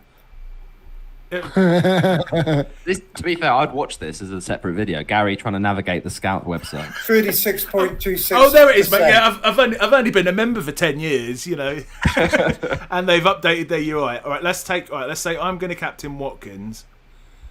Let's have a look. I always find this one the best. All right, so we've got Watkins 36%. So you're right, yeah, D-Unit. And Burmo's 17, Salah 8, Palmer 7. Yeah, so He's Watkins. absolutely dominating the poll. No one's talking Part about of me is Vardy like- though. Part of me is Jamie like, do Vardy. I just captain Haaland? Is the last I game think- of the round, the rank could come massively in, or it could go exactly like last week. But he's a massive differential because other than the dead teams, no one owns the bastard. Yeah, but for good reason, D-Unit, because Haaland's not been the same this season. He's been No, out Haaland's of his former self. That form is temporary. Even before Yeah. he got injured, he was no good. Nice. Very true. I like it, D-Unit. I like it. Okay. Just having a quick look at the chat. Andrew's saying... I thought he put his transfer in there. He hasn't. Lads, what for captaincy then? Who are you going for? Just to remind people. Can you so keep I'm going- slowing down, Gary, just a little bit? Yeah, mate. I think people Wow, just I'm hit just these. one of these idiots. I just think people hit these random ones because they don't want to give their actual captain away. So like, Yeah, they want to keep it. I'll vote Mateta, and then everyone will think someone's going for Mateta. I've just seen a comment in the chat from Fella saying if I captain Vardy, he's going to buy all of my drinks at FPL Meets. I'm very tempted. Now you said that. It's a good Do you want captaincy pick. Do you want to give a shout out to FPL Meets Roberto? Yeah, absolutely. With Fella in the chat? Absolutely. Yeah, Fella. Shout out to Fella in general because he's a top guy. And yeah, he actually will talk about in a second with the post about this week being Mental Health Awareness Week. But Dan does a great job at Fantasy Football Fest, which we're going to, aren't we? Me and Roberto. Well, we'll be going to that. I say a great job at the fest. He's obviously usually there, but I in particular recognition of FPL Meets, which is what Dan and FPL Nima, who his birthday was recently, so happy birthday Nima. They put on a great job on Game Week 38, and it's always the Game Week 38 one where if you want to go to an FPL Meets, that's the one to make sure you don't miss because it's such good laugh, it's such good banter, and you got like everyone watching all the games all at the same time. And everyone's sort of trying to, go for their mini leagues and stuff. So yeah, it's brilliant, and it's at the Thirsty Bear in London. Oh dear, my bad. I've done a vanishing act. But basically, what I was saying was, it's at Waterloo, and it's really good fun. So if you can make it on the 25th in Waterloo, Thirsty Bear, do be sure to head down there, and I don't think Dan can make this one, but I'm sure Nima will try and make it, and there'll be some other great members of the community as well. So yeah, I'll get the lights back on now so I can actually appear on the stream. But yeah, basically do check it out because it's really good vibes. Lads, we've got 46 people watching now, which is a record for one of these preview streams. We did pass it with our moaning stream on our reaction stream on Saturday night. But if anyone watching, please do. Please do to help get out there. Please do subscribe. We've got Suj, I believe, from Planet FPL in here. He's saying, lads, it's Spurs. Watkins could go mental. Hi, Suj. I want to get you on next season. Nixie is in here saying hello, lads. Hi, mate. FPL Zyko saying he'll fly back from Portugal. Shax, how you doing, mate? I hope you're doing well. All right, lads. Let's have a look at the two little side discussions I've had for us to have a quick look at. So the first one, and Nick, I'm going to let you lead this discussion. So I did a, what's the word I want to use? Reaction stream on Saturday night. I was preparing to do it by myself like I usually do. Nick says to me half an hour before, can I come on and join you? I was like, fine, he's got something to talk about. Steve also came on, and Nick went on a bit of a rant, shall we say, an impassioned, logical argument, not a rant, about the deadlines. And then he talked about them in his own, the options that... Nick, I'm going to hand over to you. What's your issues with the deadlines? And do you want to talk us through the options that we could have going forward to improve, in your opinion? And then we'll give our opinions, and chat, please do feel free to say what you think. Yeah, basically, it's not working, is it? The current deadline is not working. Every single week, nearly. And you lot already on about next week, on Game Week 38, waiting for leaks. Yeah. And it's just not working. There are people asleep, other parts of the world missing out on likes of Haaland and stuff. Okay, they've done well this week by being asleep and not being there. But imagine if Haaland had scored 4 goals or whatever, and people that couldn't be at their computers, massive disadvantage. And it's just going on the whole time, and it encourages the leakers themselves. You've got people paying them. It's all a bit disreputable, really. And so the current system's not working. People say move it to the deadline, but that's no good because you get the leaks for the 3 o'clock kickoffs, and it also forces people around the world even more of a disadvantage unless they get up at like 3 a.m., 4 a.m. to check out the team sheet every week. Rolling deadlines, they're never going to do rolling deadlines because it's too complicated, messy, and you'd be stuck at your computer for 4 days in a row, wouldn't you? So the logical move, just move it back 1 hour, I think, or half an hour, and just see how it goes next season. If it's still not enough, next season, put it back an extra half hour, an hour again. Apologise if YouTube keeps making the screen blank. I think it's because I'm trying to share someone else's content. Sorry, lads. They don't have to do anything. They don't have to do anything drastic. Just like half an hour, and see how we get on, because the current system's not working. When it first went back to an hour and a half, it was quite good for the first couple of seasons, but the last 2 seasons have been getting worse and worse, isn't it? Yeah, and if you guys didn't know, Roberto, you might have watched Nick's video. Hang on a sec. Hang on. Another problem with moving it to a deadline, it would absolutely kill the early transfer market, I think. Nobody would be making any early transfers, and it would have a detrimental effect on the transfer market, I think. And also, you could end up with the site crashing. I mean, everyone would be doing late transfers, wouldn't they? Just have 50 people watching. Again, record for preview. Please do make sure You're obsessed. Like and subscribe. I learned this from going on D-Unit's deadline stream on Friday. You're obsessed with how many people are watching. You just said there were 44. Look, there's 51 now. Quick. Hey guys, on that, Gary's not doing a very good job of it, but he's very close to 900 subscribers. So if you haven't already, smash the subscribe button, get the man to 900 in this stream.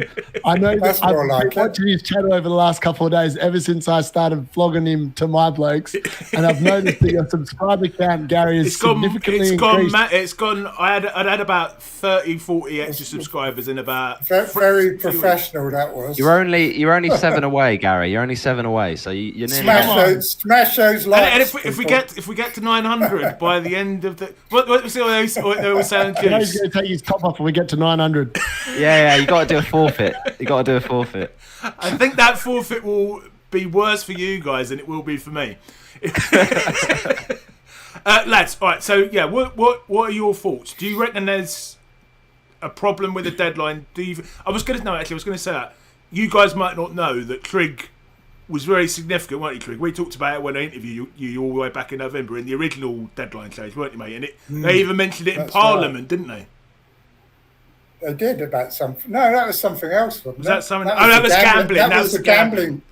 That was the gambling. I'm doing a documentary as we speak about gambling. So anything you can tell me, I'm all ears for it, because I need to submit it by Friday.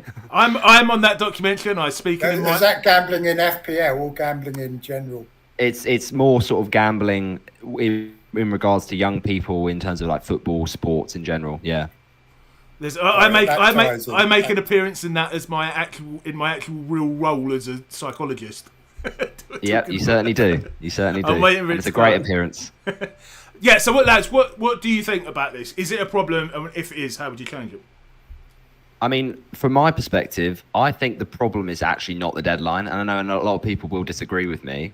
I think if we change the deadline again, well, it was already an hour before, wasn't it? And then it's changed to an hour and a half. I think the thing that needs to change is not the deadline. I think what needs to change is FPL accounts. Now, again, this is controversial, but what I will say is the leakers, right? Where the leakers are, in my opinion, it's people contacts at the club, right?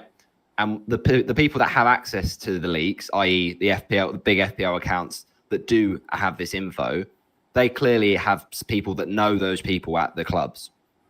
I think what needs to be done is it needs to be stopped at root and at source, which is the journalists who are leaking this information to the FPL accounts there needs to be better regulation of those journalists. So, I mean, I'm saying this now as a potential, I'm about to graduate as a sports journalist, but I think genuinely journalists do need more regulation, because if they are leaking this information, I mean, managers are not going to be happy.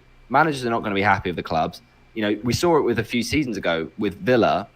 when Dean Smith was in charge of Villa, they banned their players from playing FPL because, and Oscar always tweets about it of like, oh, this player from this team has transferred out his teammate because he's not going to play. And that sort of information, even though obviously it's post-deadline with a lot of Oscar's tweets, and it's interesting to see, but it still gives an edge to people that, let's say they've benched someone and they're confident they're not going to play, and then suddenly we get that info, that might then inform the next week ahead of the next deadline. So I think what you need to do is make sure journalists, I don't know how you do this, it's the only thing, but make sure journalists don't leak that info to the FPL accounts. And so what that means is more sort of tighter regulations around where the lineups get distributed to. Now, obviously, people like... So do you reckon, as in using your sports journalist type leaks, you reckon... So it's not the leakers, so someone like Main Road, I can't remember his exact name. He's not a journalist. He's getting information probably... From a journalist. From a journalist who's probably his mate. Yeah. Yeah, I think the problem is, the regulation. So... Obviously, there's certain people at a game that need the lineups. So commentators, for instance, that I want to get into, they need the lineup. So that's an exception. You'd hope that commentators would not leak that info to FPL accounts. But journalists that are covering the game, whether it's doing a match report or doing live, tweets or whatever, they need that info to be... It needs to be sort of for them and for them only. And if they start distributing it out, I don't know who these people are that give it to FPL accounts, but there'll be some sort of relation to one person and they pass it to the next person. It just needs to be stopped at source because, you can change the deadline as much as you like, but because this game is such a global game, it's going to affect everyone in different ways. So, as Nick was saying, if you change it, push it back again, it's more problems actually for the people that, like yourself, D-Unit, have to wake up at stupid o'clock to make changes. So I think changing the deadline is not going to fix the problem. I think it's just changing how the leakers get the information. It might be the only way to solve the problem. Just one point. D-Unit doesn't have to wake up at stupid o'clock if the deadline's moved back, because he can make his transfers before he goes to bed and sleep safe and sound in the knowledge that he doesn't need to be there at the deadline because he doesn't have to worry about leaks. He's got to do his deadline stream.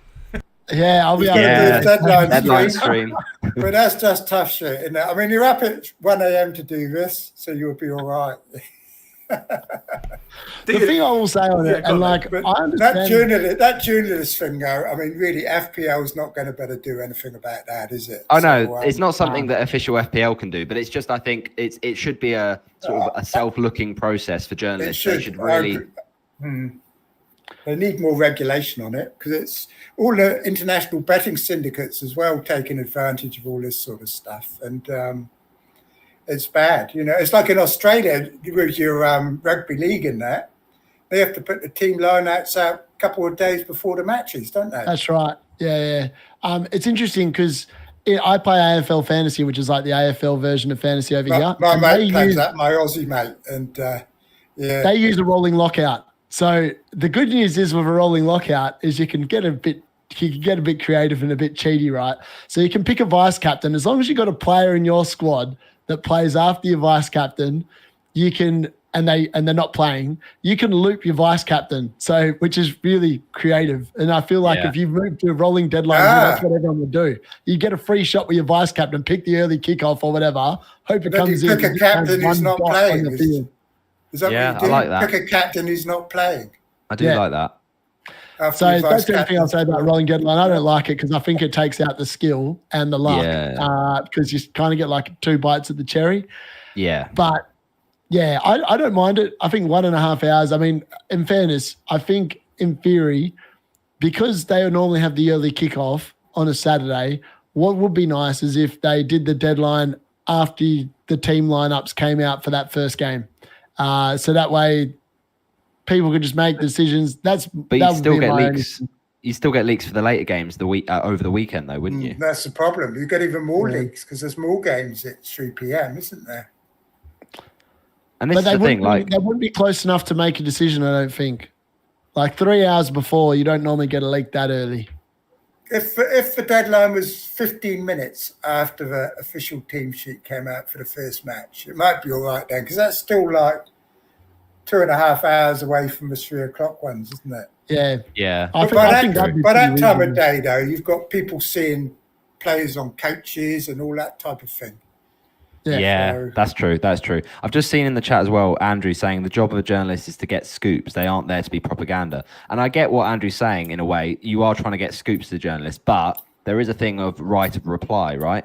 And if you're leaking that information to FPL accounts, you're not giving the clubs the right of reply, and they've not kind of consented for you to share that team information out. So I still think, as a journalist, you still need to be ethical, and I don't think it's ethical to share out the leaked lineups to these FPL accounts. Somebody was asking Gary the other day whether it was against the rules, and like you said, it's not against the rules as such, but it is all very unethical, isn't it? That was Fella. Yeah. Yeah, very It's unethical. Yeah, it's unethical. Well, I don't know. Define ethics. Define ethics. Well, it's unethical. I think it's unethical. It's unethical. But it's From not- our perspective, not as supposed to be FPL shared. managers, as FPL managers, we are not unethical. It's just the information getting to us is whoever's transporting that info is potentially being somewhat Yeah, unethical. and they're being rewarded for it because they're getting now But charging like money. the team leakers. So if you were a big FPL account, Gary, if you were, let's say you were Let's Talk FPL Andy, right, and you got given a leak, would you share that leak? Because if you're a big account, I think I would be obligated. I'd feel obligated to share it, and I think the people that get the information and then don't share it, that's where I have a problem with it. Yeah, I'll tell you. He got Robinson not starting and Sessegnon playing, and he didn't share it. And he had that well before the deadline. Well, I don't think anyone had that D-Unit because no one expected it. I'll say two things, lads. No, but One, he actually got sent it in an we email. don't saying, know. "By the That's way, the trouble. We heard only this." hear the ones that are shared. We don't hear all the other ones, do we? So we don't know how many there actually are. But you can guarantee Probably there's a lot. some that are capped under. They could be all living among us, and we just don't know. lads, I'll say Like, two this things. is a scary thing. One, is there any such thing? Firstly, I agree with Roberto. We're not breaking any ethical guidelines. You know, this is not. But is there any ethics in journalism? No. Oh, yeah, Don't think absolutely. there's much. And has to be. the second point, to answer your question about if I was a big content creator doing a deadline stream, I think you either share, unless you're 100% sure that they're not fake, which Andy has he's got a tough job trying to know who's telling him information that's crap, what's maybe. But I think then you have to share everything that is not 100% crap. You share everything or nothing.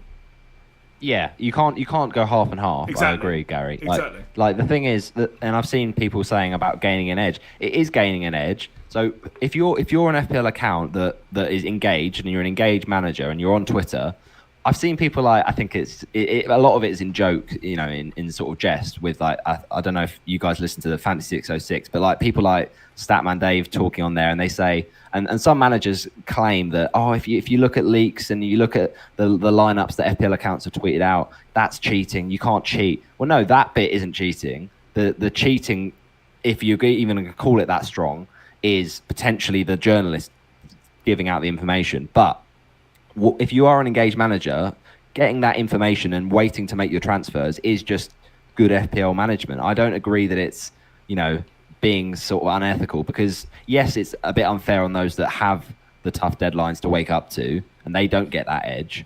But if you do have a good sort of time to wake up and make the transfers, and you're just using the information that inevitably these leakers are letting out, I think it's just, considering your options and doing what you think is best. You're going to do it, aren't you? But it doesn't even help them a lot of the time. I mean, did you see Harry this week? I mean, he got the info and it made him make a rash decision and play really uncharacteristically by taking a -8. And he said himself afterwards, what have I done? Well, and it's because of team leaks. And I think that's the affecting thing. everybody, and it's not really helping anybody. It's I mean, that's- Mark Southern says he hates team leaks, but he's the first one to triple captain Haaland. So and there's no way he was doing that without team leaks. So it's affecting effort, and it's not fair, is it? And Ironically, just try another half an hour. That's not going to kill anybody. You know what I mean? Lads, I transferred in Haaland before the league. yeah, you did, didn't you? I was just doing it. I was like, I just feel that he's going to play, and then the leak came through about 20 minutes later. Fair That he was enough. playing. I was like, mate, the card. And then you're penalised. You're penalised for your brilliant foresight by the fact that everybody else gets him for free after they know the news. Lads, I'm just going to read out a few comments before we move on. So, fellas saying, well, one thing I'll say myself is if we do move it forward, then there's leaks about the later. You know, if there's a 12 o'clock kickoff and we move the deadline back to 12 o'clock, then there's going to be leaks about the 3 p.m. one. I have discussed this. You guys will know I've got an interview series which I've now done 31 of. If I should be interviewing Granville, plug that one, next week for a rarer sighted appearance of Granville, which will actually be me having every member of the original Scoutcast crew on, which will be exciting. But anyway, I have discussed this to death because it was used to question I cut out of the interview series. But my personal opinion is there is no solution that is going to suit everyone. But Shax is saying don't react by making transfers. Use the leaks for players being benched / missing out to swap them with your bench players. They tend to be... We all tend to have benching dilemmas. So there you have it.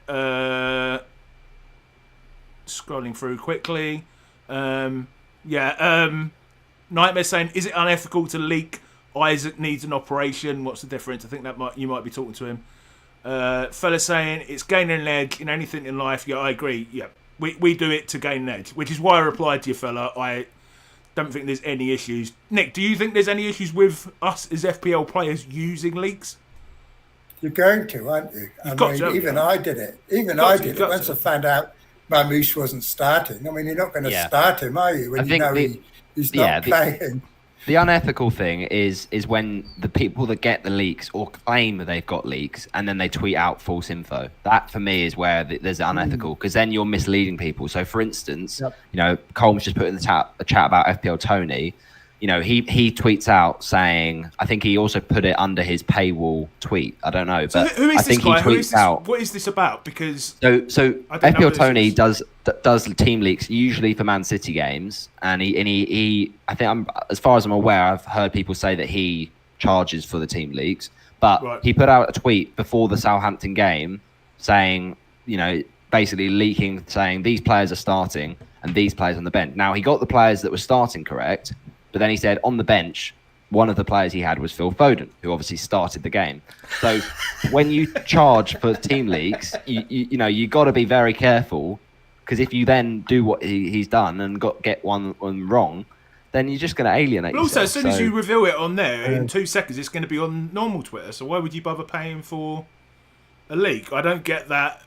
I mean, you can say whether it's right or wrong, but... You know, you're not going to... It's a stupid business model anyway, because, you know, there's going to be someone who's going to leak it to everyone. Somebody sent me a private message when FPL Tony started charging, and they said they were going to go and join his Patreon and then spread it all for free the moment that they heard the team news that he was putting him out to try and scupper him. So... Well, if that main road's... I think... It's a bit unethical, I think, charging money for that. I don't know. Yeah, I don't know. I mean, you don't. The thing about that is, like, you don't have to pay for it. So no one's forcing you to pay for it. And so I get why some managers, if your job is to be an FPL account and that's your income, then I've got no problem with paying for it. I'm not talking about the people paying for it. I'm talking about him himself. Yeah, I agree. I think FPL Tony's messed up there. I think you can't really expect people to pay money if you give out incorrect advice. D-Unit, what's your just one thing on what Gary said. He said you can never suit anyone with the deadline, but I think putting it back another half an hour is not going to hurt anybody. And then we can see what happens next season. You know, if it did go back half an hour, 'cause it's not going to hurt anyone putting it back another half an hour, is it? I think it would cut quite a few leaks out, probably. We don't really know, though, what time they actually get these leaks, do we? They just obviously put them out. They keep them for as long as they can to build up a dramatic effect. But we don't know when they actually get them. For all we know, they might get them at 9 o'clock in the morning. Combs saying FPL Tony sounds like he's a character from The Sopranos. I know. All right, lads, I wanted to finish off with this one. So, for anyone who doesn't know, I'm a psychologist. There is, so I've got a vested interest in mental health and stuff. Also, I put a tweet out about this the other day. I've had problems with anxiety and depression. I'm completely open about discussing my own mental health. But I just wanted, I'm not going to get into that. I just wanted to share this tweet that fella put out earlier in the week about Mental Health Awareness Week, which is this week. And he put this year's theme is community. I'm new to Twitter, but I'm assuming maybe he does this every year. I don't know if you know, maybe Roberto. Yep. But he says, therefore, let's shout out our favourite members of the FPL community. Somebody actually gave me their favourite member of the FPL community. I'm going to look it up while I ask you guys yours to give them a shout out, which was bloody awesome. So one is FPL content creator. Tell us what yours are in the chat, by the way. 2 is, so your favourite overall FPL content creator, I guess that means. 2, who makes you laugh the most. And 3, who would you trust your team with? So I'll quickly say mine. I was originally not going to comment because I thought if I do, I'm going to offend everyone that I try and get on this channel. But then I thought, fuck it, I'll do it anyway, like I usually do. So my favourite content creator is Blackbox. It's Blackbox and Let's Talk FPL Andy. I know that will probably sound very generic, but anyone who's been following my channel for a while will know I did a content creator tier list. Was my first ever video back in October, and I literally said on those 2 they are my favourite 2 content creators. Plus, obviously now, I'm not going to bother going D-Unit and the film is temporary and TriggerLips talks. Who makes me laugh the most? This is genuine. Nick, TriggerLips, and Steve-O, my 2 regular podcast hosts. I put for that. And who would I trust my team with? I went for Prez. Incredibly consistent manager, and he'd also be the one. Steve-O from Elite FPL has Ray as his assistant manager. He basically D-Unit. He advises him on what he's going to do because he quit FPL last season because it was causing him too much stress. Prez would be my assistant manager, I think. So, lads, well, I'm going to hand it over to you. Roberto, who would, and any other thoughts you have about mental health and FPL and all that sort of stuff? What were your thoughts, and who would your 3 be? Yeah, well, just firstly, before I give my 3, I think it's really good that you're even bringing this up, Gary, because I don't think many FPL accounts will this week. So, first of all, shout out to fella for tweeting out, because I think it's really important.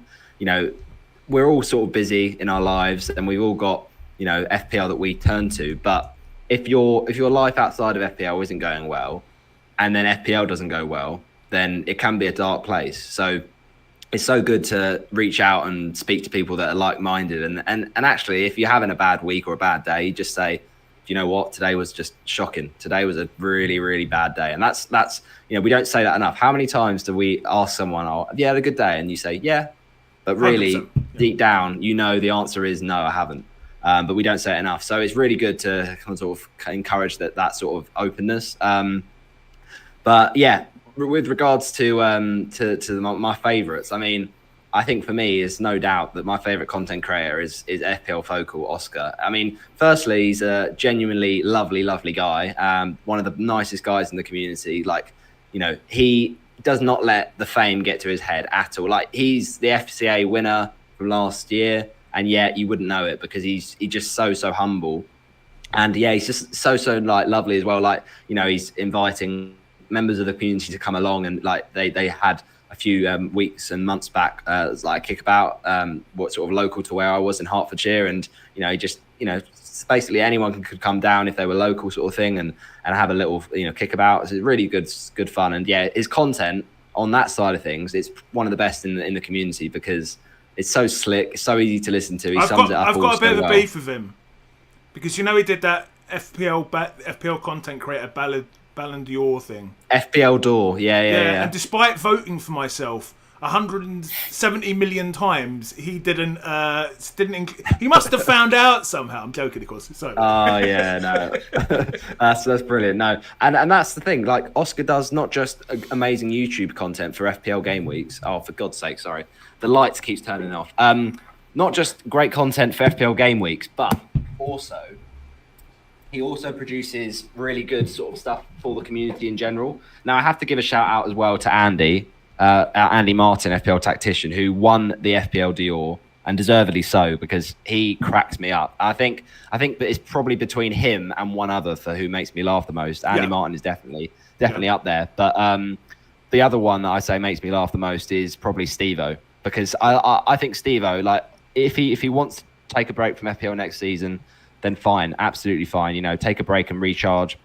If he does want to play again, I think it'd be a massive boost to the FPL community in general, because Steve-O's content is so good in the respect that he could be talking nothing about FPL, and I'd literally be like laughing out my, you know, I'd be having a drink and the water, you know, the drink would be pouring out my nose with how much I'm laughing. Like, just Steve-O, he's got that charisma that, you know, you can't replicate sometimes. You know, you either got it or you haven't sometimes, and Steve-O just has it. He's born with it. He is, exactly, and he finds a way to make the painful side of FPL so much more relatable and easy to get through, sort of thing. So, you know, obviously in his videos where he goes on his rants, and I love his rants, and he talks about, you know, the bad nature of the FPL community, and I agree with certain points. I think sometimes he does, you know, maybe forget some of the great parts of the community as well, but I can see it's not easy when game week after game week this season, Steve-O's had a really sort of unlucky season, so it's hard to see, you know, the wood from the trees when you're in it, and I get that absolutely, Steve-O. But yeah, he cracks me up. So if he can continue doing content at some point, whenever he wants to, or whenever he feels like he'd like to do that, then yeah, would love to see that. But in terms of who I trust with my team, yeah, same as you, Gary. I've gone with Praz. I think Praz for me is one of the most like genuinely clever people in the community. Like, he's so I love his approach. Like, he always takes things really methodically and scientifically, and he doesn't ever like add any emotion to how he plays, which I think is really impressive. Like, I can't do that. I can't detach the emotion from it. He explains things. I've said this. I love a lot of FPL content creators, but the way he explains things is just I don't know. To get inside the mind of Praz, I think it would be like if I had a body swap and I got inside Praz's brain. I think I'd I have an IQ of about 1,000. So yeah, no, I love Praz, and really excited to get him on Forwards Temporary actually for the last ever for this season. So. Yeah, I'm sorry I couldn't get. Should be good fun. We had a plan that I was going to try and get Let's Talk FPL Andy on when I interviewed him, but it didn't quite work out. No, it's all good. Praz is more than a. I'm just going to read out a few comments, guys.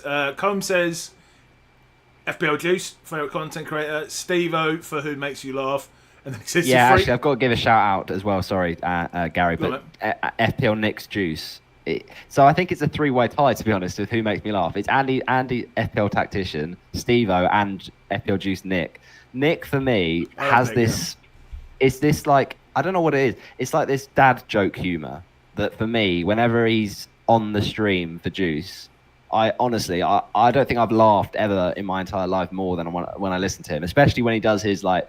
The fans of FPL Juice that watch, Juice will know he does this intro to talk about the mini league, and honestly, I have to actually he does that posh voice, doesn't he? Yeah, he does like the build up of like working out, this is what Signed Football Shirts really stands for, and honestly, I die laughing every time I watch it. So yeah, shout out to Nick. He's a lovely guy as well.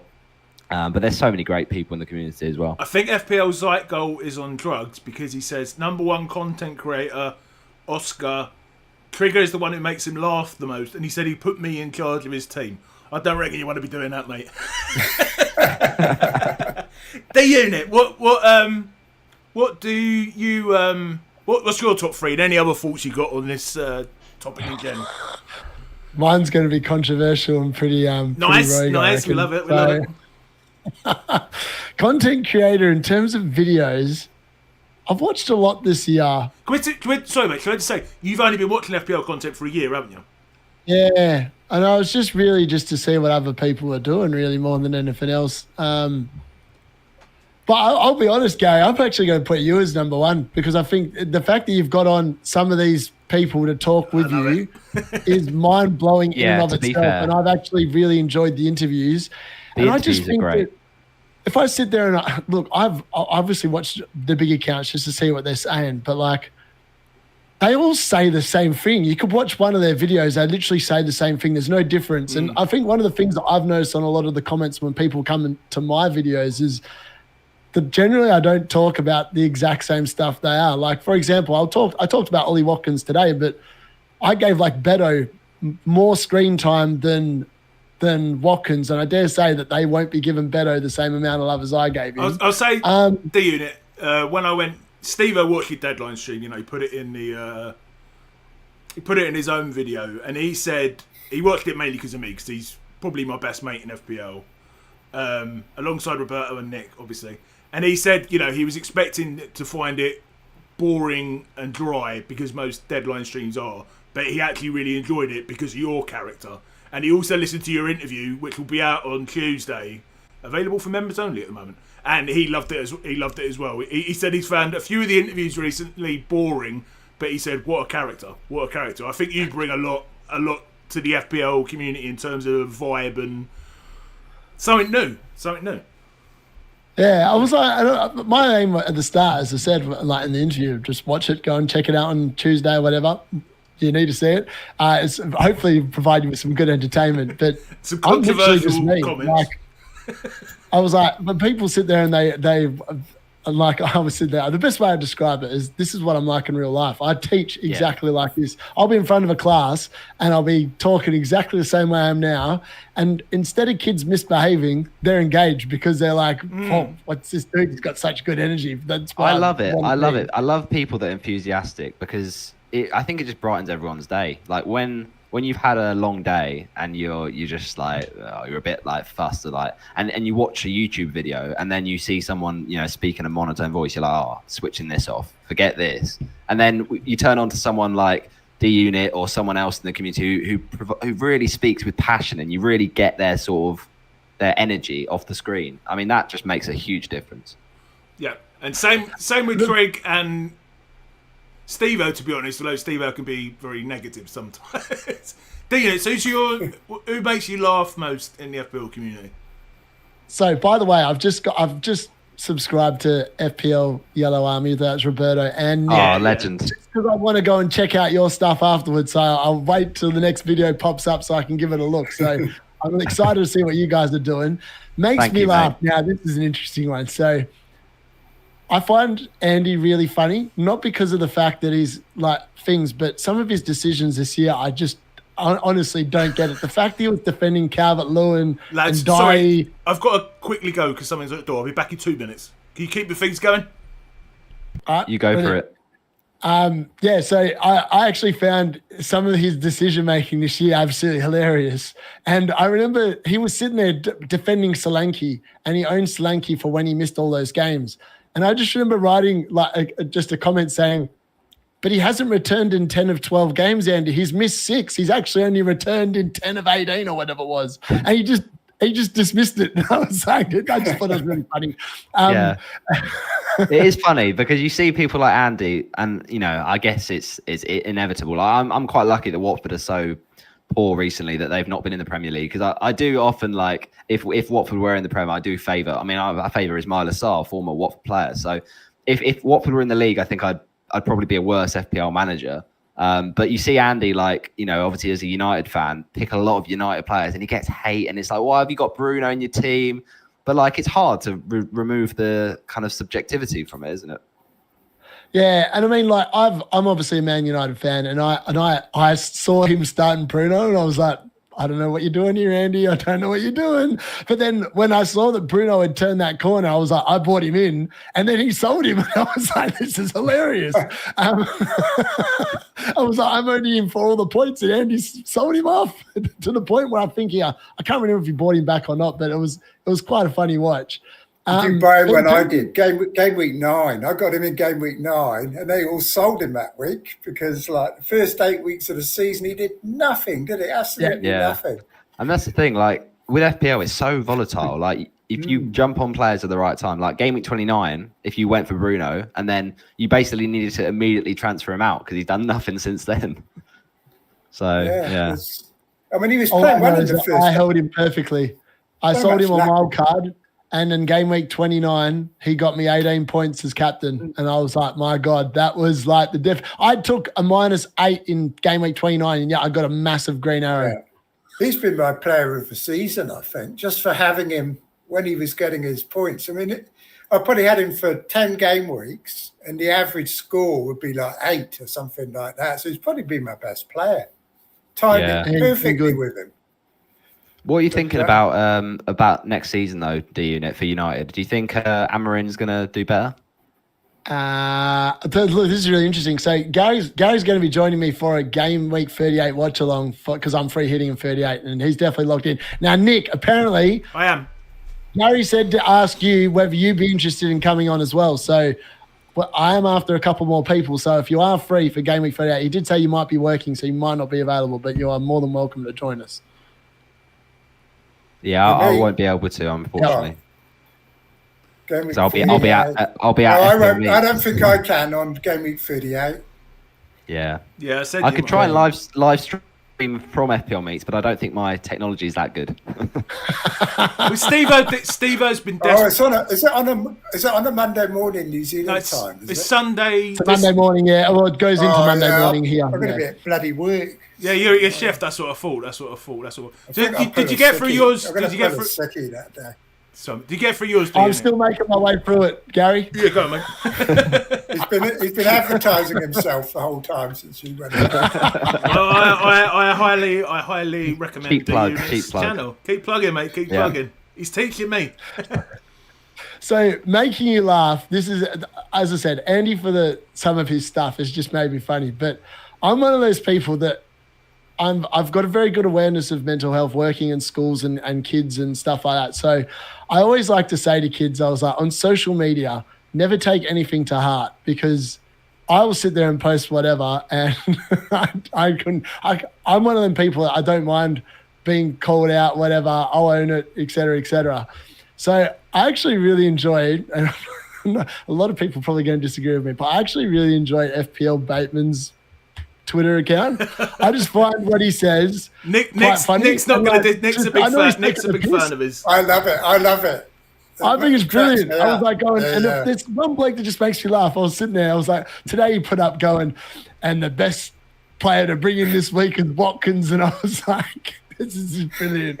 Just like some of the stuff he says is just, I love it. And I was like, I sent him a message because I was like, can I get you to come on for a deadline stream at some point next year? Because I reckon hopefully he's got the same kind of energy as I have, because I reckon it'd be pretty bloody funny to have him on. We'll talk about this afterwards. I had a bit of a controversy with him recently, but we'll talk about it afterwards. I will say he does put out, I don't like all the stuff he puts out, but he definitely does put out some funny stuff. I'll agree with that. And sometimes he goes a bit far, but I think if you've got the right mentality, you can take it in the right way. I was like, I said it was up to take the piss out of me, mate. I do not mind. Andrew just put in the chat, he who shall not be named. So it's a Voldemort vibe. That's what I say. That's what I say in my interviews. A lot of people take him too seriously, I think. Exactly. Some people definitely take him too seriously. Yeah. It's just I'm Harry Potter. So Harry Potter. I'll call him out. He won't mind. Who would you most trust your FPL team with, mate? I would probably trust. He's from Nigeria, and he unfortunately is out at the moment because I think the time didn't the guy we were quite talking match up about, with him being able to join us. And this is Rahi. So he's actually one of the blokes that is one of the admins of my WhatsApp chat. But every time I have a crap week or whatever, or something didn't work off, like my triple captain, my bench boost, he's the first one sending me a message saying your thinking was sound, you just got unlucky. And I think that I'd be more than happy letting him play my team knowing that he'd probably make very similar decisions to what I would. And if I was second guessing myself, I think I'd just give it to him. Nice. Yeah, you mentioned him. We were talking about Ricky. I don't know if he's still in the chat. Our listeners from Africa, and it's just crazy. Ricky's from Cape Verde. Like, people were listening. Ricky is such a legend. Honestly, he's such a nice guy. Lovely. And he contributes to a lot of podcasts and YouTube channels, and he's a massive supporter of former Temporary. So yeah, shout out to Ricky, man. He's a lovely guy. Yeah, definitely. Trig, Come on, mate. The last two are easy, so I'll do them in a minute. They're pretty simple. The first one, I'm excluding you, by the way, Gary, Nightmare and Steve-O, because you three are my favourites. Thank you, man. But in terms of proper content creation, I won't say you three. It would have been Mark Southerns, without a doubt. But he's no longer there, is he? So who would it be? Yeah, my favourite show was always Black Box. But I don't know. I noticed they're just live. Yeah, I just noticed they're just live. They went at 6:30 last week, but we stole all their views. So I noticed our views went up once it came on. Exactly. They've moved it. They're like, this new podcast is blowing us out the water. We've got to move. As he even sent me a text afterwards. He's like, "What are you doing to our show?" Sorry, Nick. My favourite show now actually is Harry and Tom. Funnily enough, Burning Questions. Yeah, that's been around. I always watch that every week. I really like that show. I don't know why. I just do. That started with Praz and Sonaldo about 4 years ago, and they've changed the content creators quite.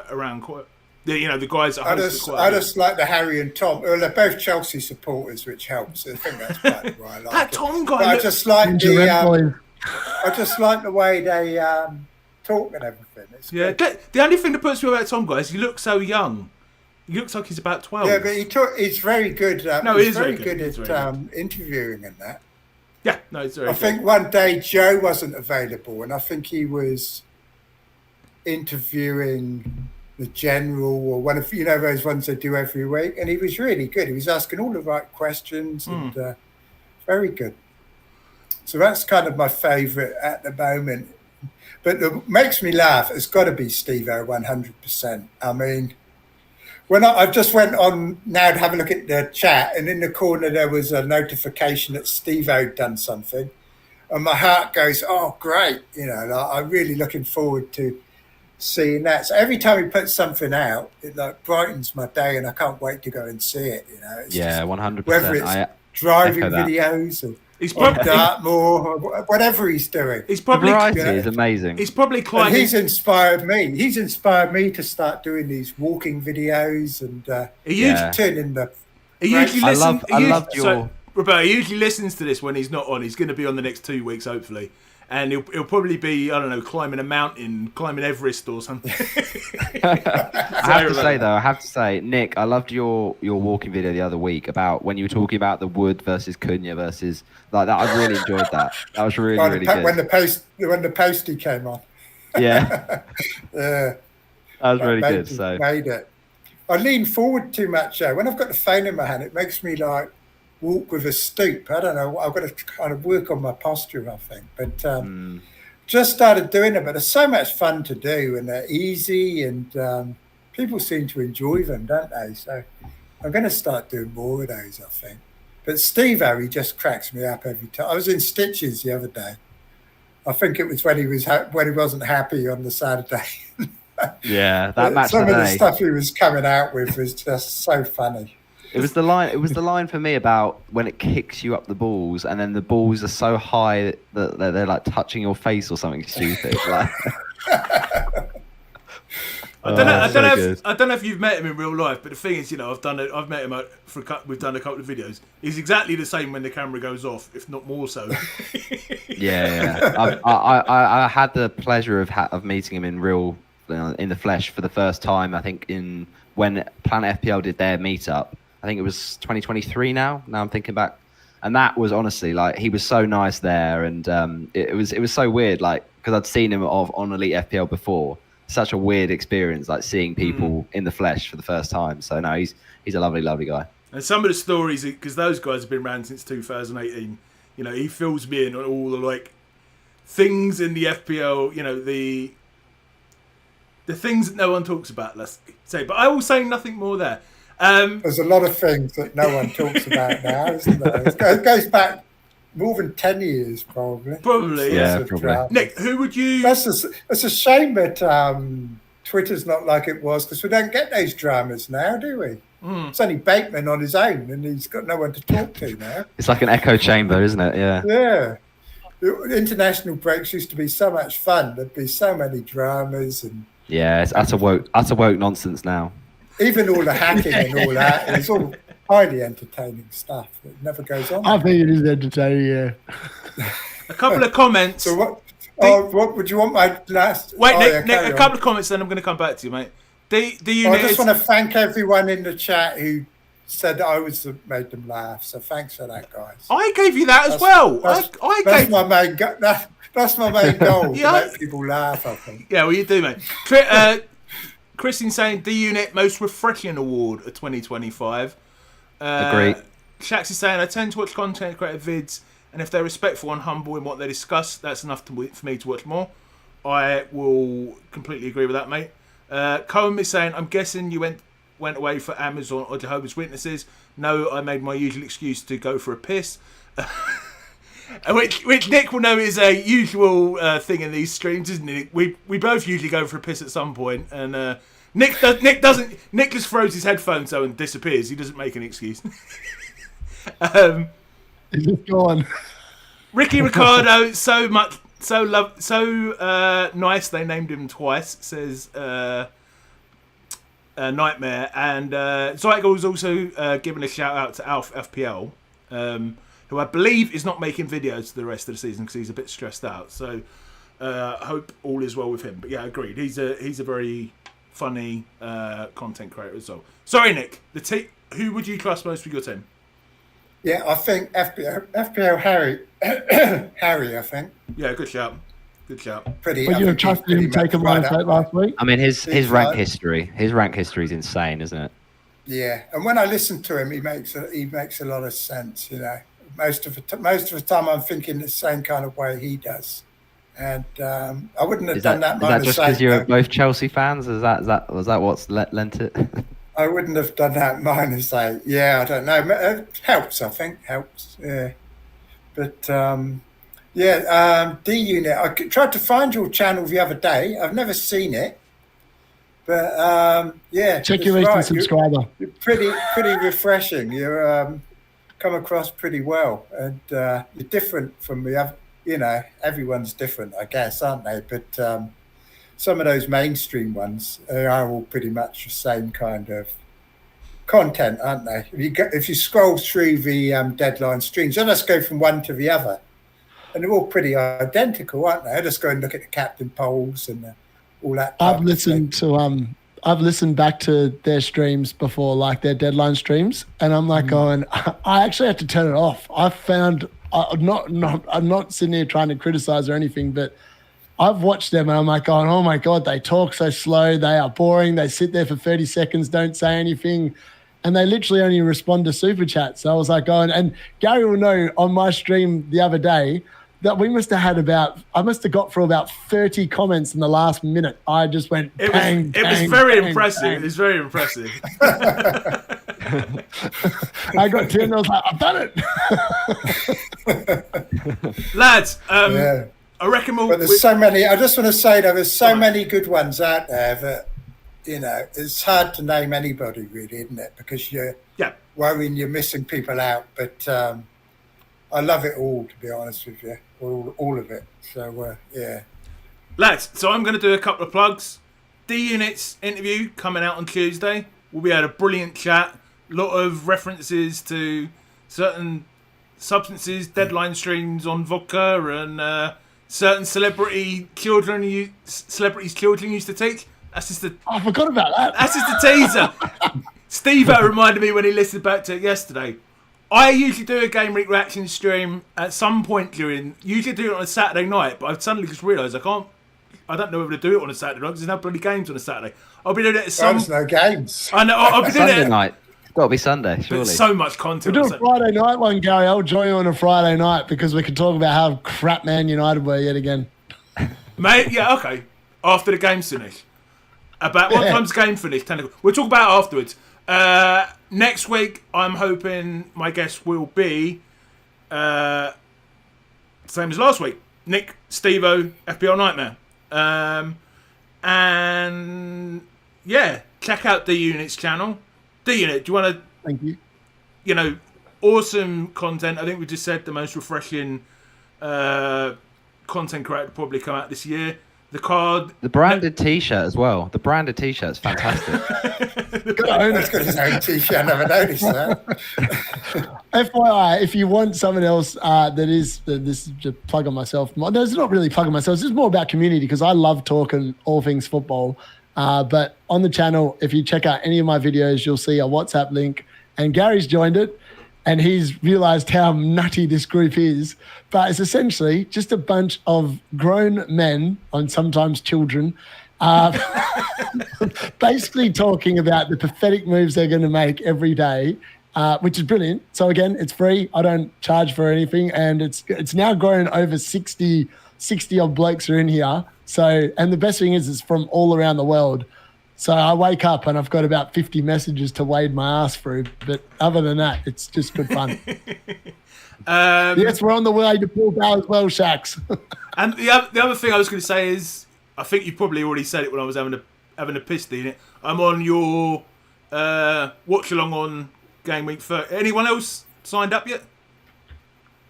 I'm still trying to get Tom involved. Now, Tom is a cult favourite on my channel because he did one deadline stream with me and he thought that my normal mic that we weren't using was sat right in front of him. Tom, so he was Tom? talking really quietly like a mouse. Which Tom? No, not that Tom. No, okay. There's a lot of Toms, isn't there? Yeah, so many Toms.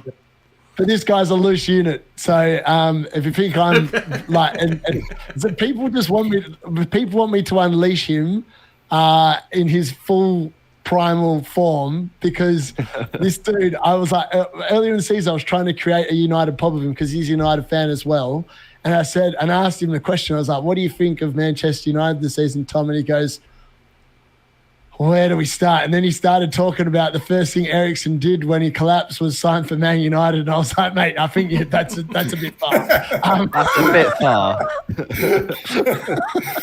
So everyone wants him unfiltered. And I think potentially we might be able to get him on. So I don't know what's going to happen, but it's going to be pretty bloody funny if he joins because who knows what will come out of his mouth, but it's going to be entertaining. Awesome. Yeah, so everyone please go and sign up for D-Unit's channel. Roberto, anything you want to say before we finish? I was going to say plug the Form's temporary podcast, but if you've only got 2 weeks left before you're finished. Yeah, so it's funny you mentioned that. So yeah, no, just give a shout as I've got to some of the members of the community we've been discussing tonight. Chris, and I know we've talked a lot. You know, Chris. So Chris, yeah, it's my co-host. So he's basically we've both had exams these last few weeks, so we've gone on a little break for the Form is temporary. But our last pod I think was ahead of Game Week 32, so it's been a while. But the good news is it's not long to wait now. We've only got sort of a short break now. We're done with exams. I've got I think my last assignment's on Friday, so I'm nearly there and nearly graduated. But we are returning on the 22nd of May to basically preview Game Week 38. I'm really excited with that. We're going to be talking to FPL tactician Andy Martin. That'll be great fun, along with FPL Lord Asiphius. I think that's how it's pronounced. But he's a really lovely guy as well. So that'll be really good fun. And then our last pod of the season will be with Praz. And also we're hoping potentially we might be able to get FPL Northern on. We've tried to arrange that, but we'll see what happens there. But it'll be a really good fun one. So yeah, do stay tuned for that. He's still not replied. He's still not replied to my message, bloody FPL Northern. You got to have a word. You got to have a word with him and Andy Martin for me. Yeah, I think to be fair, FPL Northern's he's back in the race now. I think to potentially win it, but I think the last few weeks has been tough for him FPL wise because he's slipped down a few pegs, but he's back in there, so maybe he will come back to you. Trig, anything you want to say before we finish, mate? No, just been good as usual, and I might do a walking video later. I've got to go to the beach or something because done my head in last night. I hadn't had any sleep, but I want to get outside and do something. What were you doing last night? I was playing chess, actually.